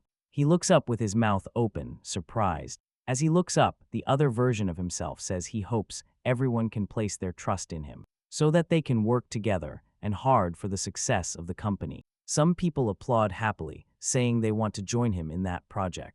The alternative version of our hero starts to cry, saying he will not disappoint the employees at all, and thanking them. Tio says that if it's a memory fragment from Xiaoyu, that means she must have been around at that time. And then he finds her in the middle of the crowd, smiling and looking at that other version of him. Then he wonders why he himself has no memory of that moment. He sees another moment in a room full of employees working and wonders if she was also part of the project team. Finally, he finds her and remembers that she was a new administrative employee and that he was so busy at that time that he never met her. Our boy remembers that, at the beginning of the project, everything was going well. He says that the equipment provided by the company partners was very poor, and because of that, the project came to a complete standstill. He thinks they could have easily solved the problem, but the other directors decided to completely suspend the project. Our boy remembers that shortly after, he went with Sang to negotiate with them. As far as he remembers, he told Sang that if they agreed,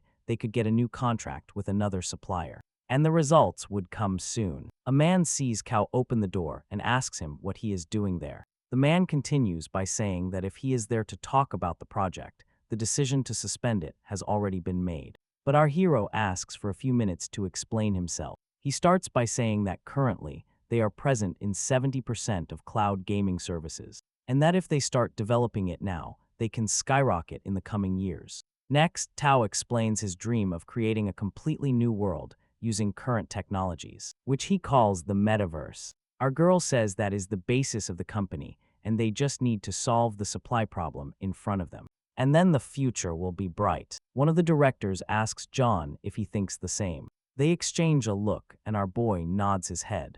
A few seconds pass, and John says no, that he agrees with suspending the project. And that way, there will be no losses. SEO, trembling and shocked by the news, asks what his friend is saying. John says he didn't expect the company to reach such a serious situation, and that he thinks it's due to his excessive trust in Qiao. He bows to the board of directors. He says he has caused a great loss to everyone and apologizes profusely. Then one of the directors says that if that is really the case, John knows what he has to do. We see the former Qiao's eyes transform into the new ones. Since the project failed, everyone ended up leaving. A woman shouts angrily, saying that it was all Qiao's fault, that he didn't check the initial risk assessments because of him. And now she is unemployed. Another man asks what risk assessment, since another person used 80% of the project funds with a corrupt supplier. Our boy, surprised by what he is seeing, starts saying that it wasn't like that. Someone else shouts that maybe he was a scammer from the beginning.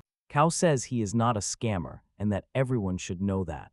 Another man says he spent all his time working there and got nothing in return, so he doesn't even have money to eat. People walk past calling him a horrible person. Suddenly, Yon appears and tells everyone that he tried to convince the directors. But he couldn't save Qiao. Although the company is safe for now, he says that if people want, they can return to their original positions. Then people start thanking him and celebrating, saying how great John is and how trustworthy he is. In the background, Xiaoyu remains quiet and thoughtful. She puts her company ID card on the floor and leaves. Our hero then returns to reality. Exiting Xiaoyu's memory fragment, trembling with rage, he wonders if it was his fault for recklessly starting the project. He wonders if he was the one who decided to invest all the project money, cutting off the financial flow. Qiao continues to wonder if there was really no hope for the project, and if that's why John kicked him out to save himself and called him trash. The system then informs him that he has a new mission,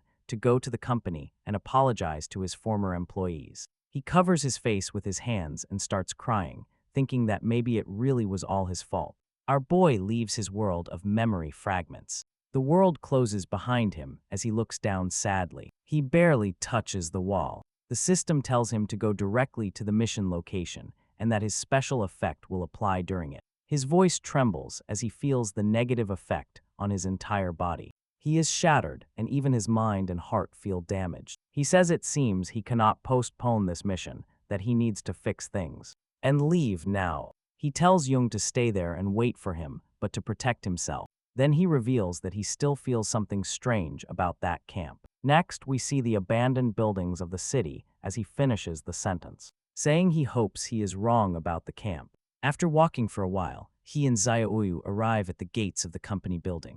Our boy says he can't even believe he walked almost 10 hours under that negative special effect. Our hero stops and looks at the company logo, saying that seeing that name again, he doesn't even know how to react. Arriving at the company, he says the system wants him to apologize to the employees, but he sees no one and has no idea what to do. Then he spends some time inside his company. The boy manages to collect some belongings, such as an insignia, a mug, a hair clip, and a muffin. He was able to find some items of employees he knew, but he is not sure if all of them decided to stay in the end. And he will have to check it on the computer. If Ayo kicks open the CEO's door, as soon as the door opens, Qiao immediately feels his body getting heavier. Sensing that something is there, he connects Sang's computer to his portable generator. After a while, the login screen appears asking for a password. The boy laughs and says that he designed the entire company system himself. If Sang thinks that a few layers of encryption won't stop him,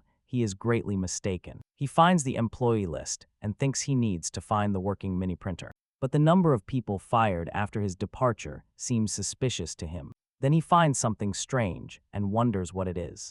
Our hero finds a folder with files about Sang's parents and wonders. Didn't he hate his father? Curious. He decides to open and decrypt the file. He finds several files, market research, employee layoffs, and risk assessments that differ from what he remembers. Our boy finds a file with the name of the corrupt company supplier. He also finds videos and documents recording the company equipment, along with cancellation rates. Qiao attacks the loose ends and discovers that the legal representative of the corrupt supplier is the same person as Sang's secretary. The boy remembers that it was precisely because of a supply problem that he was fired. But Sang was responsible for everything. He remembers that even Soyo, the intern, received part of the company shares. And that, in the end, it wasn't for the welfare of the employees. It was all a trap for him from the beginning. He realizes that everything they saw before was just part of a truth built on lies. Finally, he wonders if that's why the system wanted him to come here to find out the truth.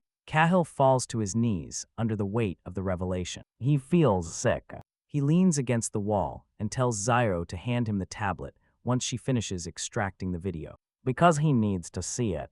Our boy heads for the door with a bad feeling about all this. Looking outside, he sees a pile of bodies melting into an amorphous mass, with many employee ID cards. He wonders how things ended up like this and clutches his head. Countless thoughts flood his mind. Memories of employees wondering why this was happening to them. He says that Sang's original target was him, and he ended up dragging all those employees down with him. As they take him down, he shouts that they had nothing to do with it. Tears begin to stream down his face as he cries, begging their forgiveness. Suddenly, Soyu brings Qiao the tablet with the video, in which a person asks if that still works. The person in the video celebrates, saying that it really works, and introduces himself to our hero as Liu Escuner. Then Liu says that the team members had something to tell him, but they couldn't locate him. So they had to resort to manager Zhang. One man says there is only one thing he wants to tell him, to stop being so careless. Another man interjects, saying he didn't think Qiao would be fired so quickly, and that he couldn't even find him to punch him. Then another female employee says she saw him taking out a loan at the bank. The girl in the video says she has an aunt who works at the bank and maybe she can help him. But that doesn't mean they have forgiven him. She continues in the video telling him to start over and pay them back the money, and not to make the same mistakes this time. Several people in the video tell him to start over and do the right thing. They tell him he cannot give up, and many of his former employees wanted to appear in the video to talk to him. Many of them say they haven't forgiven him, and our hero, with a trembling voice, replies that he knows they haven't forgiven him. He puts his hand on Sojo's head and says that before being forgiven, he cannot die in that place. Our hero says he still has scores to settle with Jian. He leans against the wall smiling and tells Ojo to stay there. He will take care of the monster alone. While opening the door, still smiling, he says he will finish him off very quickly. The system reports that it has been activated. The collaboration mode for the violent war god skill. We see the crowd of employees motionless. With a small tie, our boy draws his sword and says, "It's time to let them rest in peace." With the other hand, he closes the door, leaving Cao Yu inside the room. The crowd then rushes towards him, and our hero jumps towards the crowd with the sword in hand and deals a vertical slash right in the center, splitting the crowd in two. Then he sees a nameplate with the name Lane and remembers that they created the initial structure of the project together. Always working overtime at that time, grinding his teeth. Our hero says he still owes that guy a meal. He cuts again, this time horizontally. Another nameplate, this time with the name Sangwen, who always cried whenever they had to kill bugs. And Kale. He wonders if he ever got the hair transplant he wanted. He says that Xiao Zhang always worked like an immortal when he had an idea, without drinking or eating, and asks him if he remembered to take his stomach medicine while dealing another blow. He remembers Hugh Lake, who always brought coffee. He keeps cutting the mask, remembering his employees as we see their nameplates flying through the air. He remembers that everyone worked hard at that time, and that all they needed was to take that last step for everyone to succeed. Charging at the mass, he thanks them again. It really only lacked one small step. Our boy keeps cutting and executing the crowd over and over again. Qiao looks forward with a serious expression. He apologizes to everyone as he sees the nameplates of his former employees falling to the ground. Our hero squats down and picks up one of the fallen nameplates. He thanks them again amidst the rain of nameplates. He laughs and says that only thanks to their forgiveness and blessing has he been able to return to life as his true self. If Joe slightly opens the door and looks at him, the system reports that she was worried about him and secretly decided to watch him. He smiles at the girl and tells her that he is fine. The boy says they still have a long task ahead of them, to print photos of all the people who were part of the project at that time. A few hours later, we see a small mound of dirt with 2 sticks and an insignia in the center. Across the grass, he has arranged small graves with the nameplates and belongings collected from his employees. Then he bows and tells everyone to rest in peace, promising he will never forget them. He continues by saying that he really hopes that among them there are some who managed to survive. Something starts to glow and catches his attention. The system reports that the first part of the mission has been completed and that important items will be stored in the memorandum. Suddenly, one of the nameplates starts to glow. The system announces that all nameplates are glowing and are being stored in the museum. Then he looks up and wonders if that is the system's museum. He wonders if the museum doesn't just store objects, but what has personal meaning. Our hero realizes that, for them, joining the company was something deeply important. He tells Xiaoyu that, since the project failed, he hasn't stopped wondering if he was a good boss. And he believes that today he got the answer. As a result, he has decided which path to take in the future, but before that, he will carry the hopes. and expectations of everyone and finish things with Sang. The system then reports that the next part of the mission is to settle things with Sang. And its difficulty level is that. We rewind slightly, 2 hours after Cal left on his mission to the camp. The professor announces that the vaccine has finally been improved. He continues by saying that the results of experiments 1 and 2 were crucial for its development. John says that after spending so much energy, it's time to see the final result. Meanwhile, the professor suggests they go to the testing site, as only one final step remains. Looking thoughtfully downwards, John repeats, yes, the final step. Next, we see the professor and the man walking side by side, each holding a briefcase. Ajin hides and observes them from a distance, remembering what Ko told him, that the disease is returning and that he is going to leave for a while to look for a cure, and that he still thinks something is wrong with John. So Ajin must be careful until he returns, and if he notices anything strange, he should talk to Jianhe.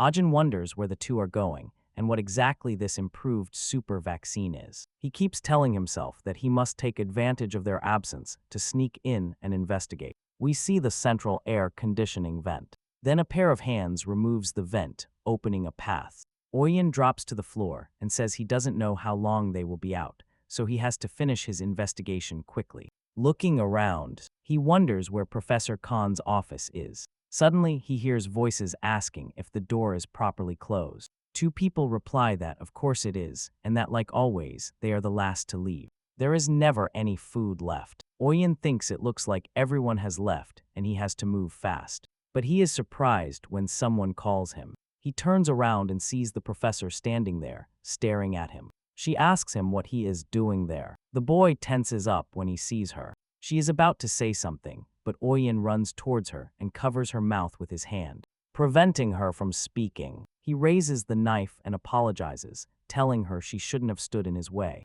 The boy brings the knife down towards her, but the professor reacts quickly and blocks the blow aimed at her chest with her hand. Oyen, still expressionless, realizes his blow was blocked and withdraws the knife. The professor asks him where he wants to go. She will take him, but she won't send her to meet her creator. The boy smiles and says that she wants to live. And he thought she was the kind of person who didn't fear death. She replies that it is because she still has urgent things to do. That's why she can't die. Here they look at each other in silence for a moment.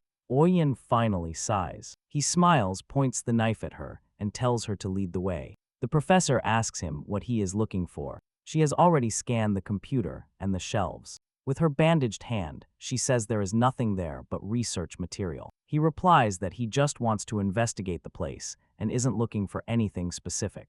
The woman says she understands his concern, but the vaccine was carefully developed and improved with her work. There is nothing suspicious about it. The boy then asks what happened to Sana's mother, remembering the little girl with teary eyes asking for her mother. The professor seems surprised by the question. She looks down sadly and says that some of the last volunteers passed away due to immune system rejection, and that Siona's mother was one of them. She says everything happened too fast, and her mother died before she had a chance to save her. Professor Khan had to help her with the funeral because she couldn't bear it. She tells Oyen that she didn't dare tell the girl the truth, but that doesn't mean Khan did anything wrong. She says the world is bad enough already. What reason would she have to lie to her? The boy looks at her and says that unlike her, the professor seems much more suspicious. She has stacks of medical books on viruses, diseases, and human anatomy. Then, standing in front of the bookshelf, something catches his eye. He asks why that book is among the medical volumes.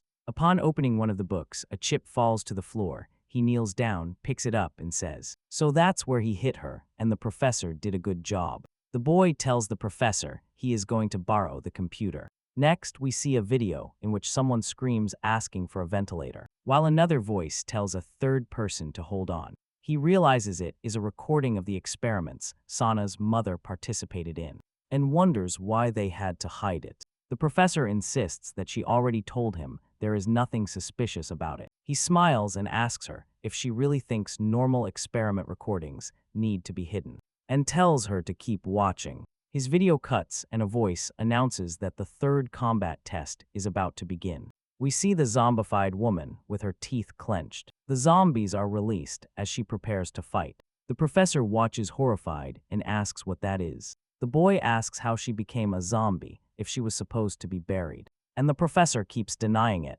clearly confused. She then asks why combat experiments were conducted, if everything was supposed to be for the good of humanity. She keeps insisting, saying they only see the footage. Will he really try to convince him to believe them? The woman is now in shock, unable to say a word, staring at the video. She then continues working on the computer and asks why those files are hidden. The woman remembers saying that with that experimental data, humanity could be saved. She remembers a man telling her to run while surrounded by zombies, handing her the results and telling her that would be the last hope.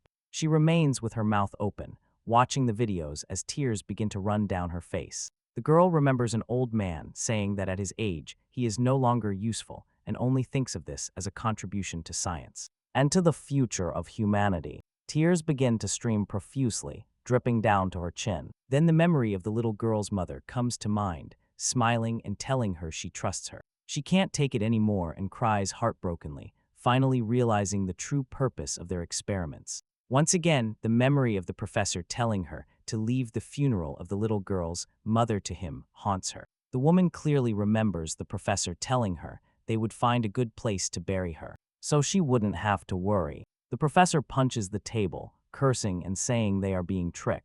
All this time, the boy remains paralyzed, stunned by the woman's reaction. She said that every time she reported a problem, the professor and Sang acted differently, and they never brought her close to critical patients. The woman sighs, trying to compose herself. Quickly, she starts typing, and our boy asks her what she is doing. She holds a hair tie in her mouth while saying that, since they want to make bioweapons by sacrificing so many people. The woman says she is going to destroy this place completely while tying her hair in a ponytail.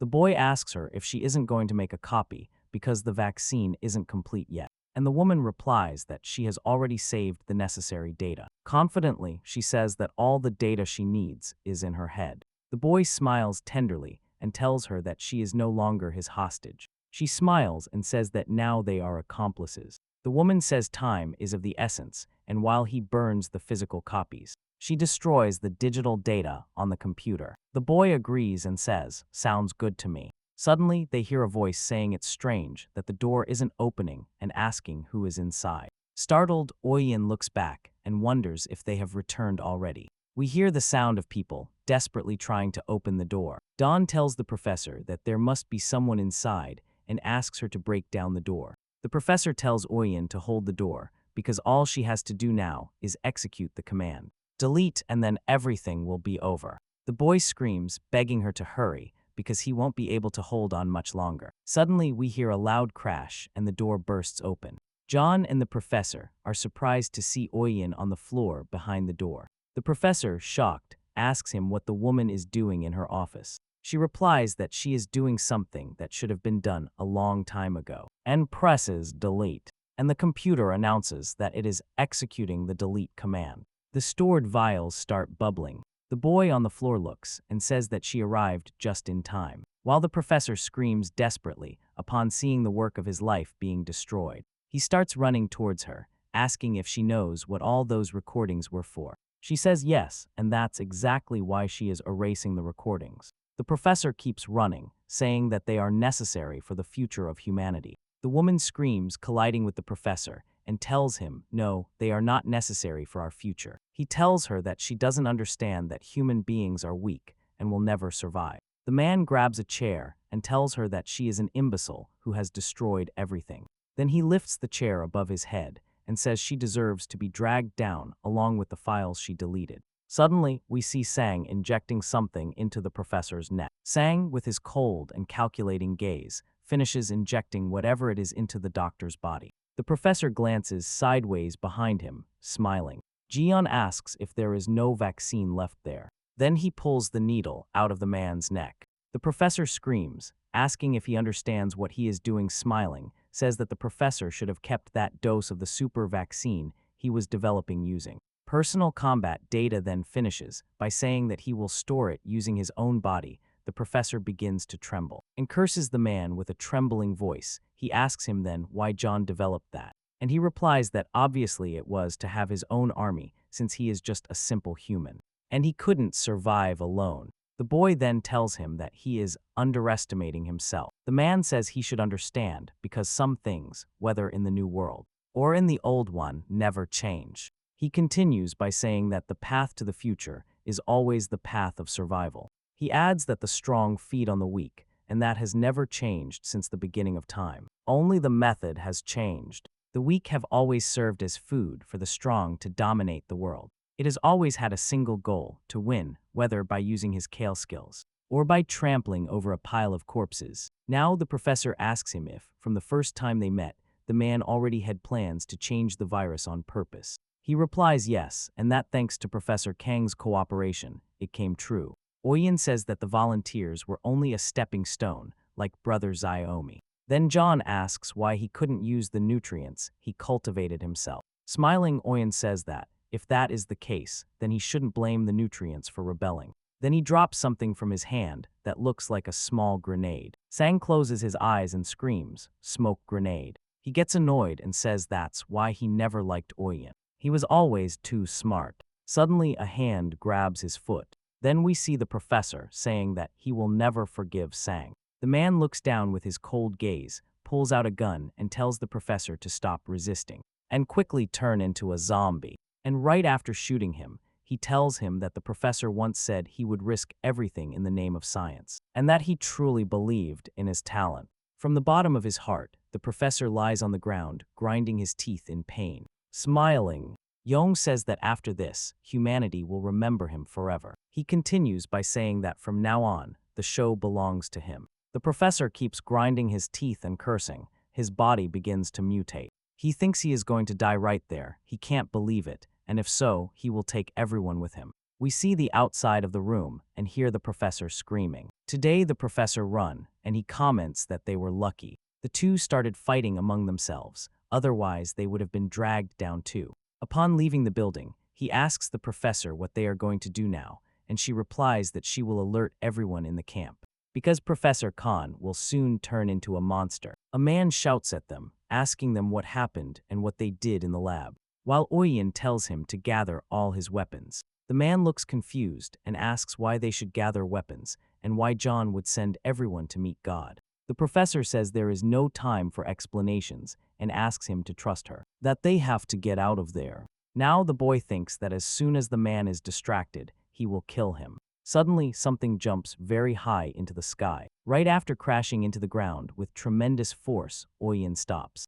and recognizes the monster as Professor Khan. The people in the camp begin to panic when they see a mutant zombie. One of the men pulls out a gun and asks why they are standing there and not shooting the monster. Many people in the camp start shooting at the giant mutant zombie. The zombie lets out a loud scream, then charges at the survivors. Some call for help, others say to activate the UV rays, and others try to run away. Oyen tells the professor they must hide while she asks him to wait, and he replies that if they wait any longer, he will drag them with him. She says she might know a way to send Professor Khan to chat with God for a while. The boy is surprised and asks what she means by that. The next second, a colorful baseball bat full of nails crashes onto the ground. We see Yang Hai recalling Cao's words, asking her to trust him because he will be right back. She also remembers that he told her to protect herself while he was away, so they wouldn't be defeated.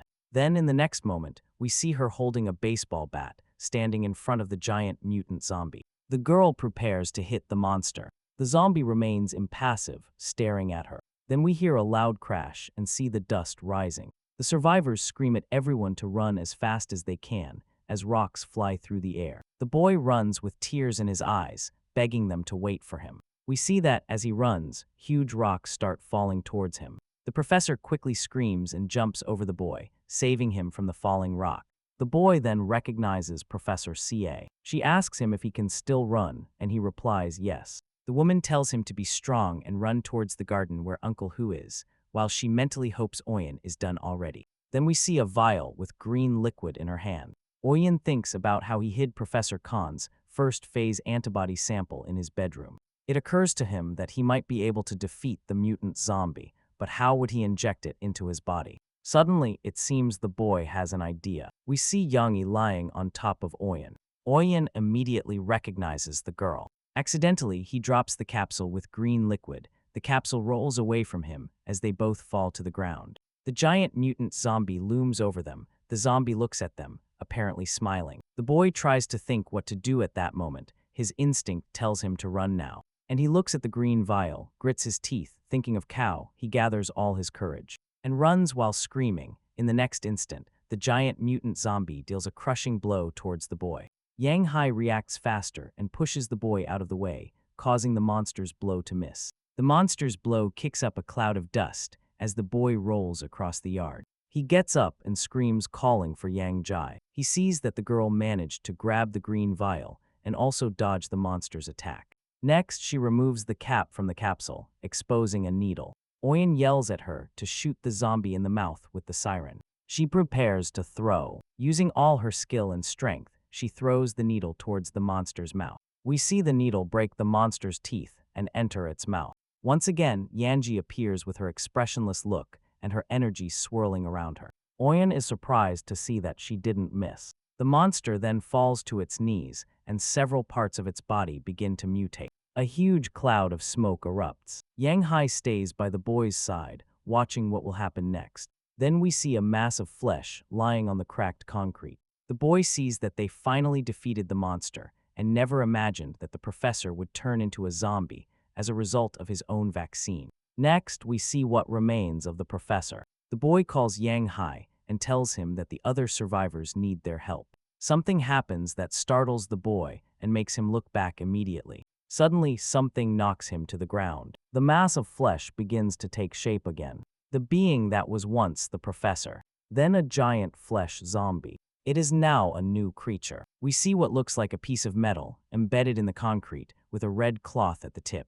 Then a hand grabs the tip of that metal. Next, we see Yang He with her expressionless look. On the other side is a monster that looks like a giant red lion. She with her expressionless eyes, and he with his many angry eyes stare fixedly at each other. The monster charges and throws a punch. The punch hits the ground. As Yang He slides under the monster, she quickly gets up with a sword in her other hand and aims a blow at the monster's back. The blow hits the monster's right knee squarely, leaving a hole in its place. She maintains her serious gaze and uses the monster's back to gain height.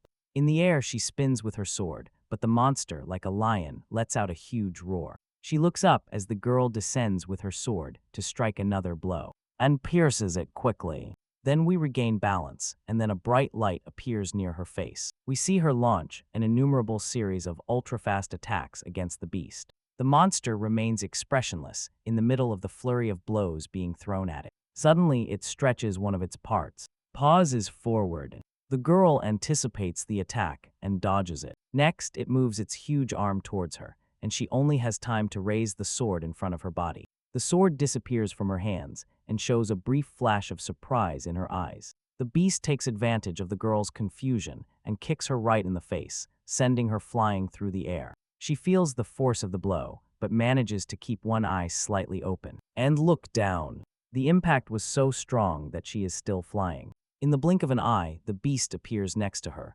preparing a downward strike. With all its power, the beast lands with full force on Yanhee, causing her to crash into the ground. The girl hits the ground so hard that a small crater forms, destroying all surrounding concrete. The beast lunges at her with a soft growl. The beast looks down. The mutant zombie opens its mouth and slowly begins to lower its face towards Yang Jai. A pistol shot rings out. The shot hits the lion zombie monster on the snout.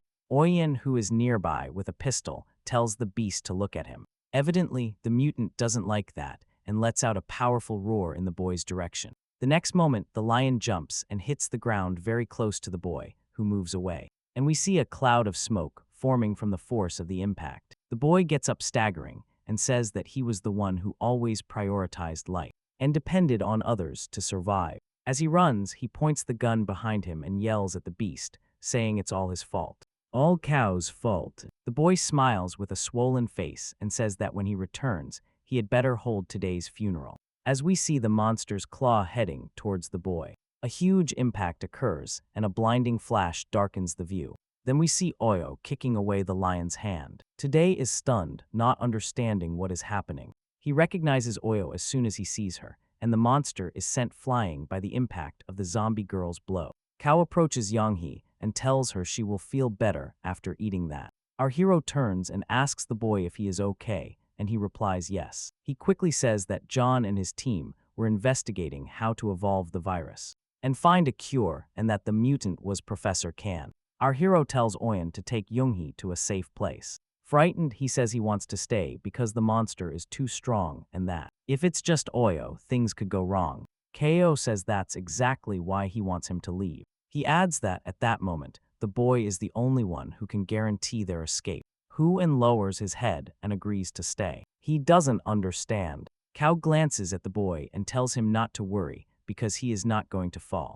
The boy and Yang Jai slowly retreat. Our hero adds that, after all, there are still other things he needs to take care of. Then we realize that someone is watching the whole fight from one of the buildings, where he is in the window of the neighboring building, watching everything from above. Salmon says they really don't understand why there is so much formality in front of Sunny Shore City Medical University. The woman says it's endless studying medical ethics and everything else. They are medical students. After all, they already know everything. She continues to question whether it was really necessary to hold a meeting and waste the entire morning, including asking them to take an oath. The man says he doesn't understand either. He asks Oyu what that saying is, smiling. He says it's something like words have power, and that not only will they remember it when spoken aloud, but it will also give them strength. Much later, a man calls her and tells her there is a huge hole in the car's fuel tank, and that it looks like someone tampered with it. She wonders if Sang had planned all this from the beginning. Oyeon, next to Jane-hee, says that with all the noise they have made, there must already be a lot of zombies outside the camp, and that they can't stay there any longer. The remaining survivors start wondering what they will do now and say they don't want to die there. But there is still a monster attacking everyone. Then they ask the professor what she thinks. Should they leave or hide? She takes a few seconds to think and then says they should go to the experimental testing area because that place was reinforced. A while later, they arrive at Warehouse 2. Oi looks ahead and asks the professor if that is the right place. She says yes and tells them to keep running. They will be safe as soon as they enter. The mutant zombie appears, growling at them. The people react, but the professor tells them not to stop and keep running. The girl seems to recognize the zombie by the band she wears around her head. Oya realizes that Yonghee suddenly changes direction while running.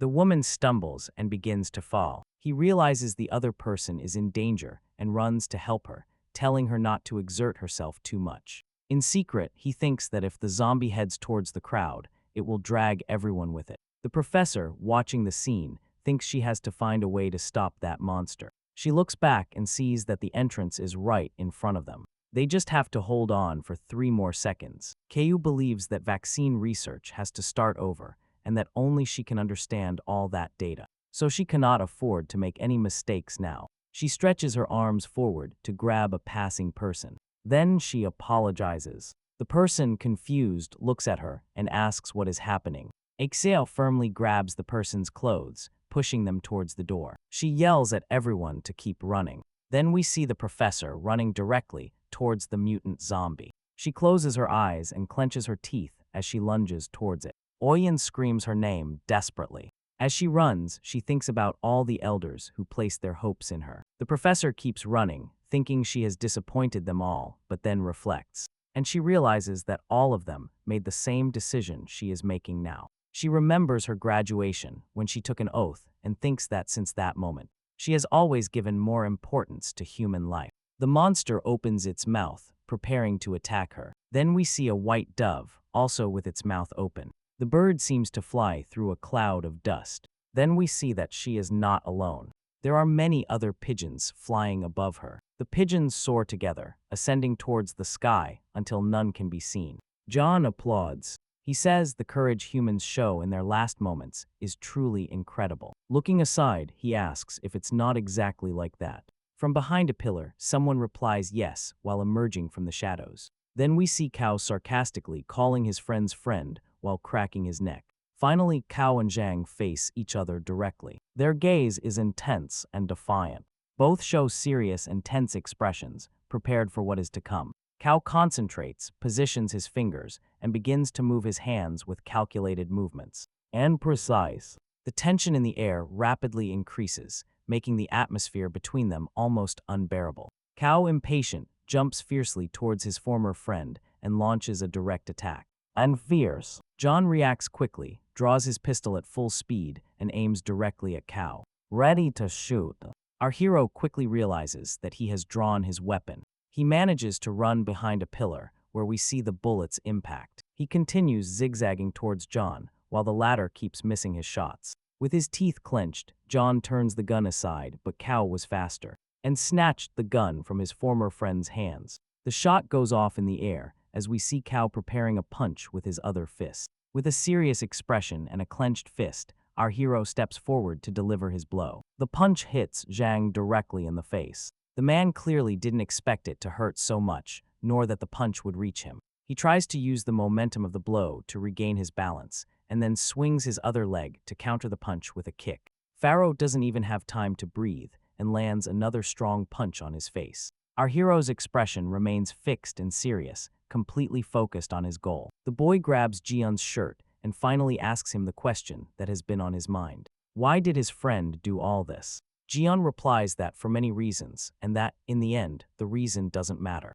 Our hero asks him if he really feels it's okay to trample on people's lives and dignity. With a malicious smile, Sang says he doesn't care about others at all. Qiao, with fury in his eyes, says it's fine, and that now he seems to understand everything he needed to know about his former friend. He throws him to the ground and pulls out the sword with his other hand, telling him to remember to be a good person in the next life. Raising his sword, he bids farewell to Sun and Greek without any expression in his eyes. Without remorse, without anything, he simply stabs him with the sword. The villain has just enough time to react and only manages to close one eye as the sword comes down on him. Then we see nothing but darkness. The darkness is followed by lightning and rain. Then we see a huge fist colliding with a small female fist. We realize that the battle between the giant beast and Xiaoyu is still ongoing. The beast launches a powerful attack, but Xiaoyu blocks it and is sent to the ground. The monster jumps towards her with its flaming fist,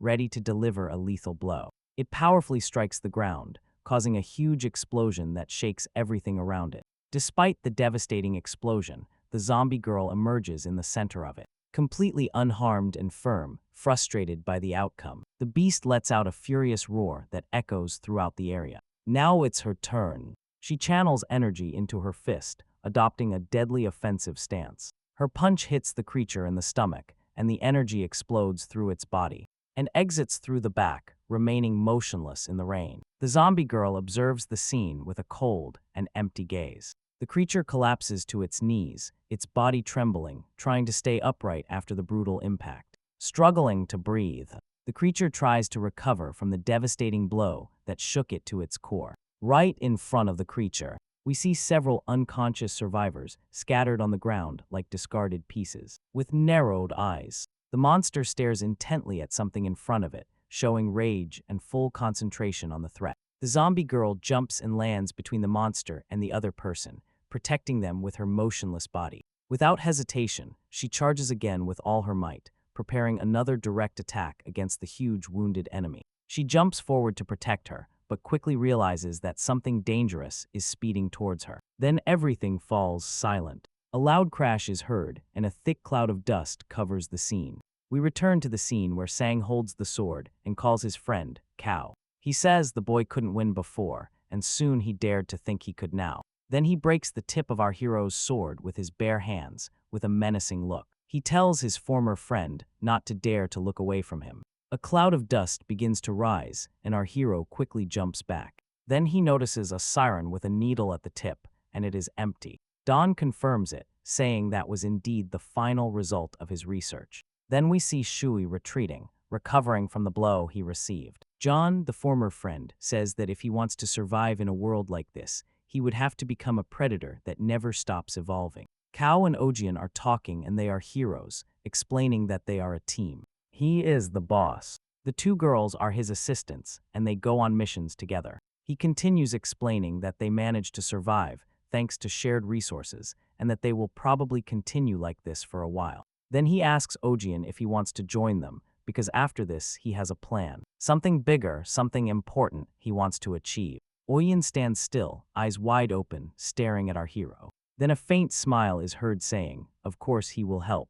We return to the fight between John and Qiao, with John landing a punch to Cao's chest. The blow sends the boy several meters back.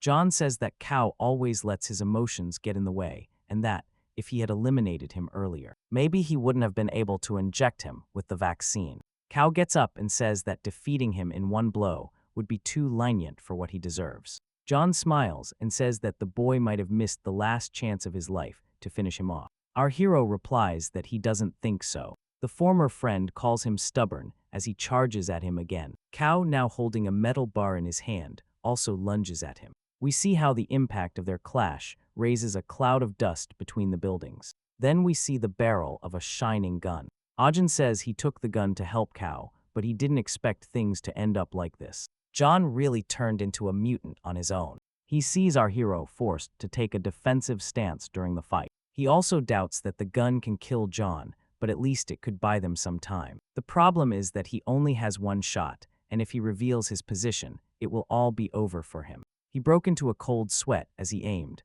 calculating and lining up his only shot. His finger was trembling on the trigger, so nervous that he could barely hold it. Smiling, John stood up with his hand extended and said, "This is the end of KO." He grabbed Qiao's head and smashed it against the wall. Our hero felt the pain of the impact and the terrifying new strength of his mutated friend. Meanwhile, Oyen took the opportunity to focus on his target. It gave the perfect opportunity to shoot, but John looked directly at him at that exact moment. Oyen panicked, thinking his position had been discovered. Just as he pulled the trigger and fired, we see the projectile flying towards its target at lightning speed. The shot hits the mark, and Oyen says he made it. He drops the gun and starts running, knowing his location is now compromised. Then he looks back, and all he sees is Qiao kneeling on the ground. Yon is nowhere to be seen, confused. Oyen wonders where John went. Suddenly, something pierces his torso, still in shock.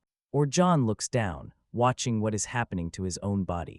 Dom appears in front of him and asks if he was looking for him. He says that, obviously, a bullet wouldn't take him down, although he didn't expect it wouldn't even hurt him.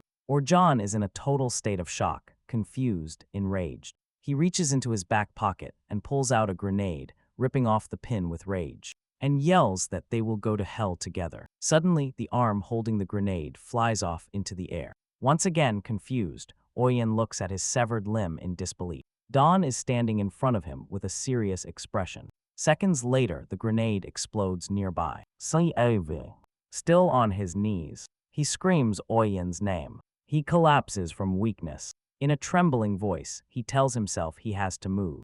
Then we see John pulling his spiky tail out of Oyen's torso. Don says that ambushing people is not a good idea and asks Oyen if he agrees. In a weak voice, Oyen says that if Sang means he was being an idiot, he admits he doesn't have much experience, and that he probably needs to learn more. John replies that he will teach the boy something. Then the tip of his tail opens into a small mouth, and he finishes his sentence by saying he will teach him what it means to make the most of everything. He strikes again with his tail, piercing today's stomach. The boy screams in pain, while Zhang wonders aloud if he could control someone, since he himself has become a zombie. Zhang Jai and Xiao Yu arrive at the location, ready to face the unfolding chaos. Seeing them, the man slowly turns his head and fixes his gaze on the approaching threat. Zhang Jai raises a metal bar and forcefully strikes it, aiming directly at the enemy. With a single quick movement, the man intercepts his attack, firmly gripping the bar. With disdain, he counterattacks, saying that Nianjia is too slow to be a real opponent. His blow lands directly on Yenji's arm, twisting it with a sharp crack. And painful, even wounded, Yenji simply raises an eyebrow, the slightest sign of emotion on her expressionless face. With brutal force, he throws her against Xiaoyu, her arm hanging limply, almost ripped from her shoulder. The impact raises a thick cloud of dust covering the area. Qiao, weakened, slowly crawls towards Oyen, calling him in a voice choked with pain. He tells the boy not to speak, that there must be a medicine that can save him, and tells the system that he wants to generate the roulette. The boy smiles and tells him to listen. He says that before the apocalypse, John had set a trap for him and that he only realized it after being fired. But at that time, he was a coward, too scared of losing his job to warn the directors or contact Qiao. He continues saying that, although he changed a lot after the apocalypse when he saw Sang again. He still didn't have the courage to admit the truth. Winnie confesses that when they encountered Sang, she originally wanted to defeat him to avenge Qiao, and that she planned to run away too, ashamed to stay by his side. But when Qiao said he wanted to start a new company, she changed her mind because she missed the days when she could follow Qiao. Then, with eyes already misty, she smiles and says she really wants to start a new company with him. Then we see Oi with his eyes closed and a serene smile on his face. Qiao holds the boy's arm and starts crying inconsolably. Qiao remains paralyzed, mouth agape, staring at Oyen's lifeless body on the floor. In disbelief, he observes closely and without a doubt concludes that Oyen has passed away. The camera slowly pans to Oyen's cold hand, lying motionless on the floor. Suddenly, the hand clenches tightly, as if something inside it has activated it. Qiao jumps back, startled, eyes wide open and heart pounding without warning. When he looks up, he sees Oyen standing, turned into a zombie, a sharp sound behind him. Qiao calls for his attention, and he immediately turns to look. John raises his voice and orders the zombie Oyen to eliminate Qiao. Without hesitation, our hero, consumed by fury, starts screaming curses at John, completely losing his temper. Oyen charges, leaping over Qiao with his arms raised in aggression. He launches several furious blows, but Qiao continues to dodge them agilely, completely focused. Don smiles and asks Qiao what's wrong. Why can't he fight? As Qiao causes us pain. John says that's the face he wants to see and tells his ex-friend to entertain him more. He continues by saying that if Qiao doesn't defeat Oyen, then Oyen will defeat him. After retreating so much, our hero stumbles over a rock. He starts to fall as zombie Oyen lunges at him with his mouth open. Qiao closes his eyes. Something shoots out of a pile of supplies at terrifying speed. We fleetingly see Oyu arriving just in time and placing his hand on today's face to stop the bite. Don looks at the girl seriously and calls her an obstacle. He brings 2 fingers to his mouth and whistles, causing something to crash behind him with great force. A giant bear-like monster lands behind him as he orders it to eliminate the zombie girl. The monster then jumps towards its target. A zombie girl holds a U-shaped piece of metal in her hands, using it as an improvised weapon. She uses the metal to pin the zombie Oyen's body against the wall by the neck. The next moment, the monster appears behind Xiaoyu. She turns around determinedly, ready to face the new threat. Before the monster can attack, Qiao arrives flying with his sword and cuts off the monster's giant hands. He screams that he has already lost Oyen and cannot lose Xiaoyu as well. The monster swings its other huge paw, hitting Qiao and sending him flying through the air. The boy bounces several times on the ground until he crashes into a wall. Then we see Qiao slumped against the wall, with a large crater behind him from the impact. He finally says he can't move. Suddenly, the wall next to him explodes from the impact of another body. It's Oyu also thrown, now seriously injured. Sang, with his arms crossed, tells Qiao to look at his precious assistants, now like broken dolls. Smiling, he asks if the boy values his employees more than anything, as she is about to crumble. He also asks him if he regrets letting his emotions get the better of him. Does he regret not finishing him off sooner? In conclusion, he says that's why Qiao had already lost from the start. Our boy calls Xiaoyu and asks him to grab Zheng He and get out of there. The system reports that Xiaoyu has rejected his order. Qiao begs her not to sacrifice herself, just to run away. The system reports again that Xiaoyu has rejected his order. He asks her if she hadn't always wanted to have a family. Then he tells her that, if she is still alive, she can always find a new one. Since she doesn't move, he yells at her to leave, that as long as she stays away from him, she can keep living. The zombie girl speaks for the first time then and says no. Qiao is stunned. He had never heard her speak before. She repeats no. Then she adopts a fighting stance and says a single word, give up, don't give up. The boy closes one eye as a bright light dazzles him right in front of his face. And suddenly he sees himself standing in front of the building where he used to live. Someone behind him says they have finally found him, and Qiao turns to see who it is. Then he sees Oyu smiling joyfully, saying that she has finally found her boss Qiao. She pauses to think about what she will say when she meets him. He probably won't even remember her. After all, she was just an intern. The girl starts rehearsing several outlandish conversations. Imitating voices in her head, Qiao bursts out laughing, seeing how indecisive and scattered she is. He closes his eyes for a moment and lets out a long sigh, trying to calm his thoughts. Finally, she settles on a phrase she once heard, that the boss is not well, so she has come to visit him hoping to cheer him up. Xiaolu continues by saying that, ever since she ran away from home, she has always wondered if she made the right decision, never knowing exactly where to go. She says she really hopes he can smile again and move forward, believing in what he has always stood for. That girl from his memory smiles as if looking at him, smiling just for him. Then she shakes her head and says, why is he expressing his feelings out loud? She has to keep training until she meets a real person. She asks someone passing by how to get to apartment number 33, but the old man doesn't answer. She calls him again. He turns slowly, and when she sees his face, she realizes he is a zombie. That was the moment Soyu became the zombie girl. Qiao finally understands why Shoyu appeared near his house. He glances at her and tells her that, until the end, the girl, now surrounded by a radiant light, says that's why he needs to cheer up. She reaches out her hand to him, hand extended, calls him boss and smiles. The system announces that Soyu has been promoted to elite staff member. Shoyu, radiant with a golden aura and smiling, extends her hand to Qiao and tells him to cheer up.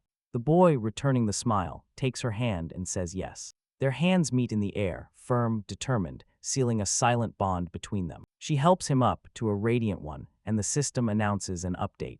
The link function has been unlocked as the monster jumps towards them. The system notifies that, while Qiao is in the field, his attack and defense will increase, and she will gain a new ability. The two easily dodge the monster's attack, which crashes violently into the ground. The monster stares at them furiously, preparing for another attack. Xiaoyu starts preparing for battle, still smiling cheerfully, but between the building's pillars. Dust rises from the ongoing combat. From behind, Cao Zhan takes the opportunity and launches into the fray, showing neither urgency nor surprise. Cao glances over his shoulder with his usual calm. Zhan launches a sudden and furious attack, but Cao is no longer there. Dawn is left confused. Just a second ago, he was right in front of him. He realizes that Cao has moved to rescue Yanji from the debris, and now holds her in his arms. Sang looks in disbelief and asks, what speed is that? And mutters that Cao is impossible. Cao realizes that this new mode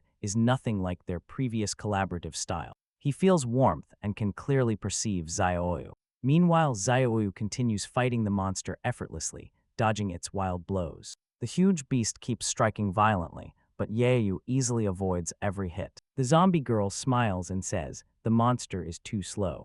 Zhan, in shock, watches in disbelief. He cannot comprehend how Cao was on the verge of collapse just a few moments ago. Suddenly, he realizes something. He is trembling. He looks at Cao, who is calmly feeding Yanji, now leaning against a pillar, and wonders if he is actually afraid of the boy. Then Zhang clenches his teeth, furious, and shouts at Kang to eliminate Cao immediately. The monster that had been attacking Xiaoyu immediately turns and charges towards Kaya. But Xiaoyu notices its movement. Cao tells Yanji to sit there and not move, assuring her she will feel better soon, just as the monster prepares to attack from behind. Then he continues, telling Yang Jai to leave the rest to him and Saju, as the monster rushes towards them faster and faster. Then we see Yu's foot hitting the ground at high speed, kicking up dust. She quickly places herself between the monster and her boss.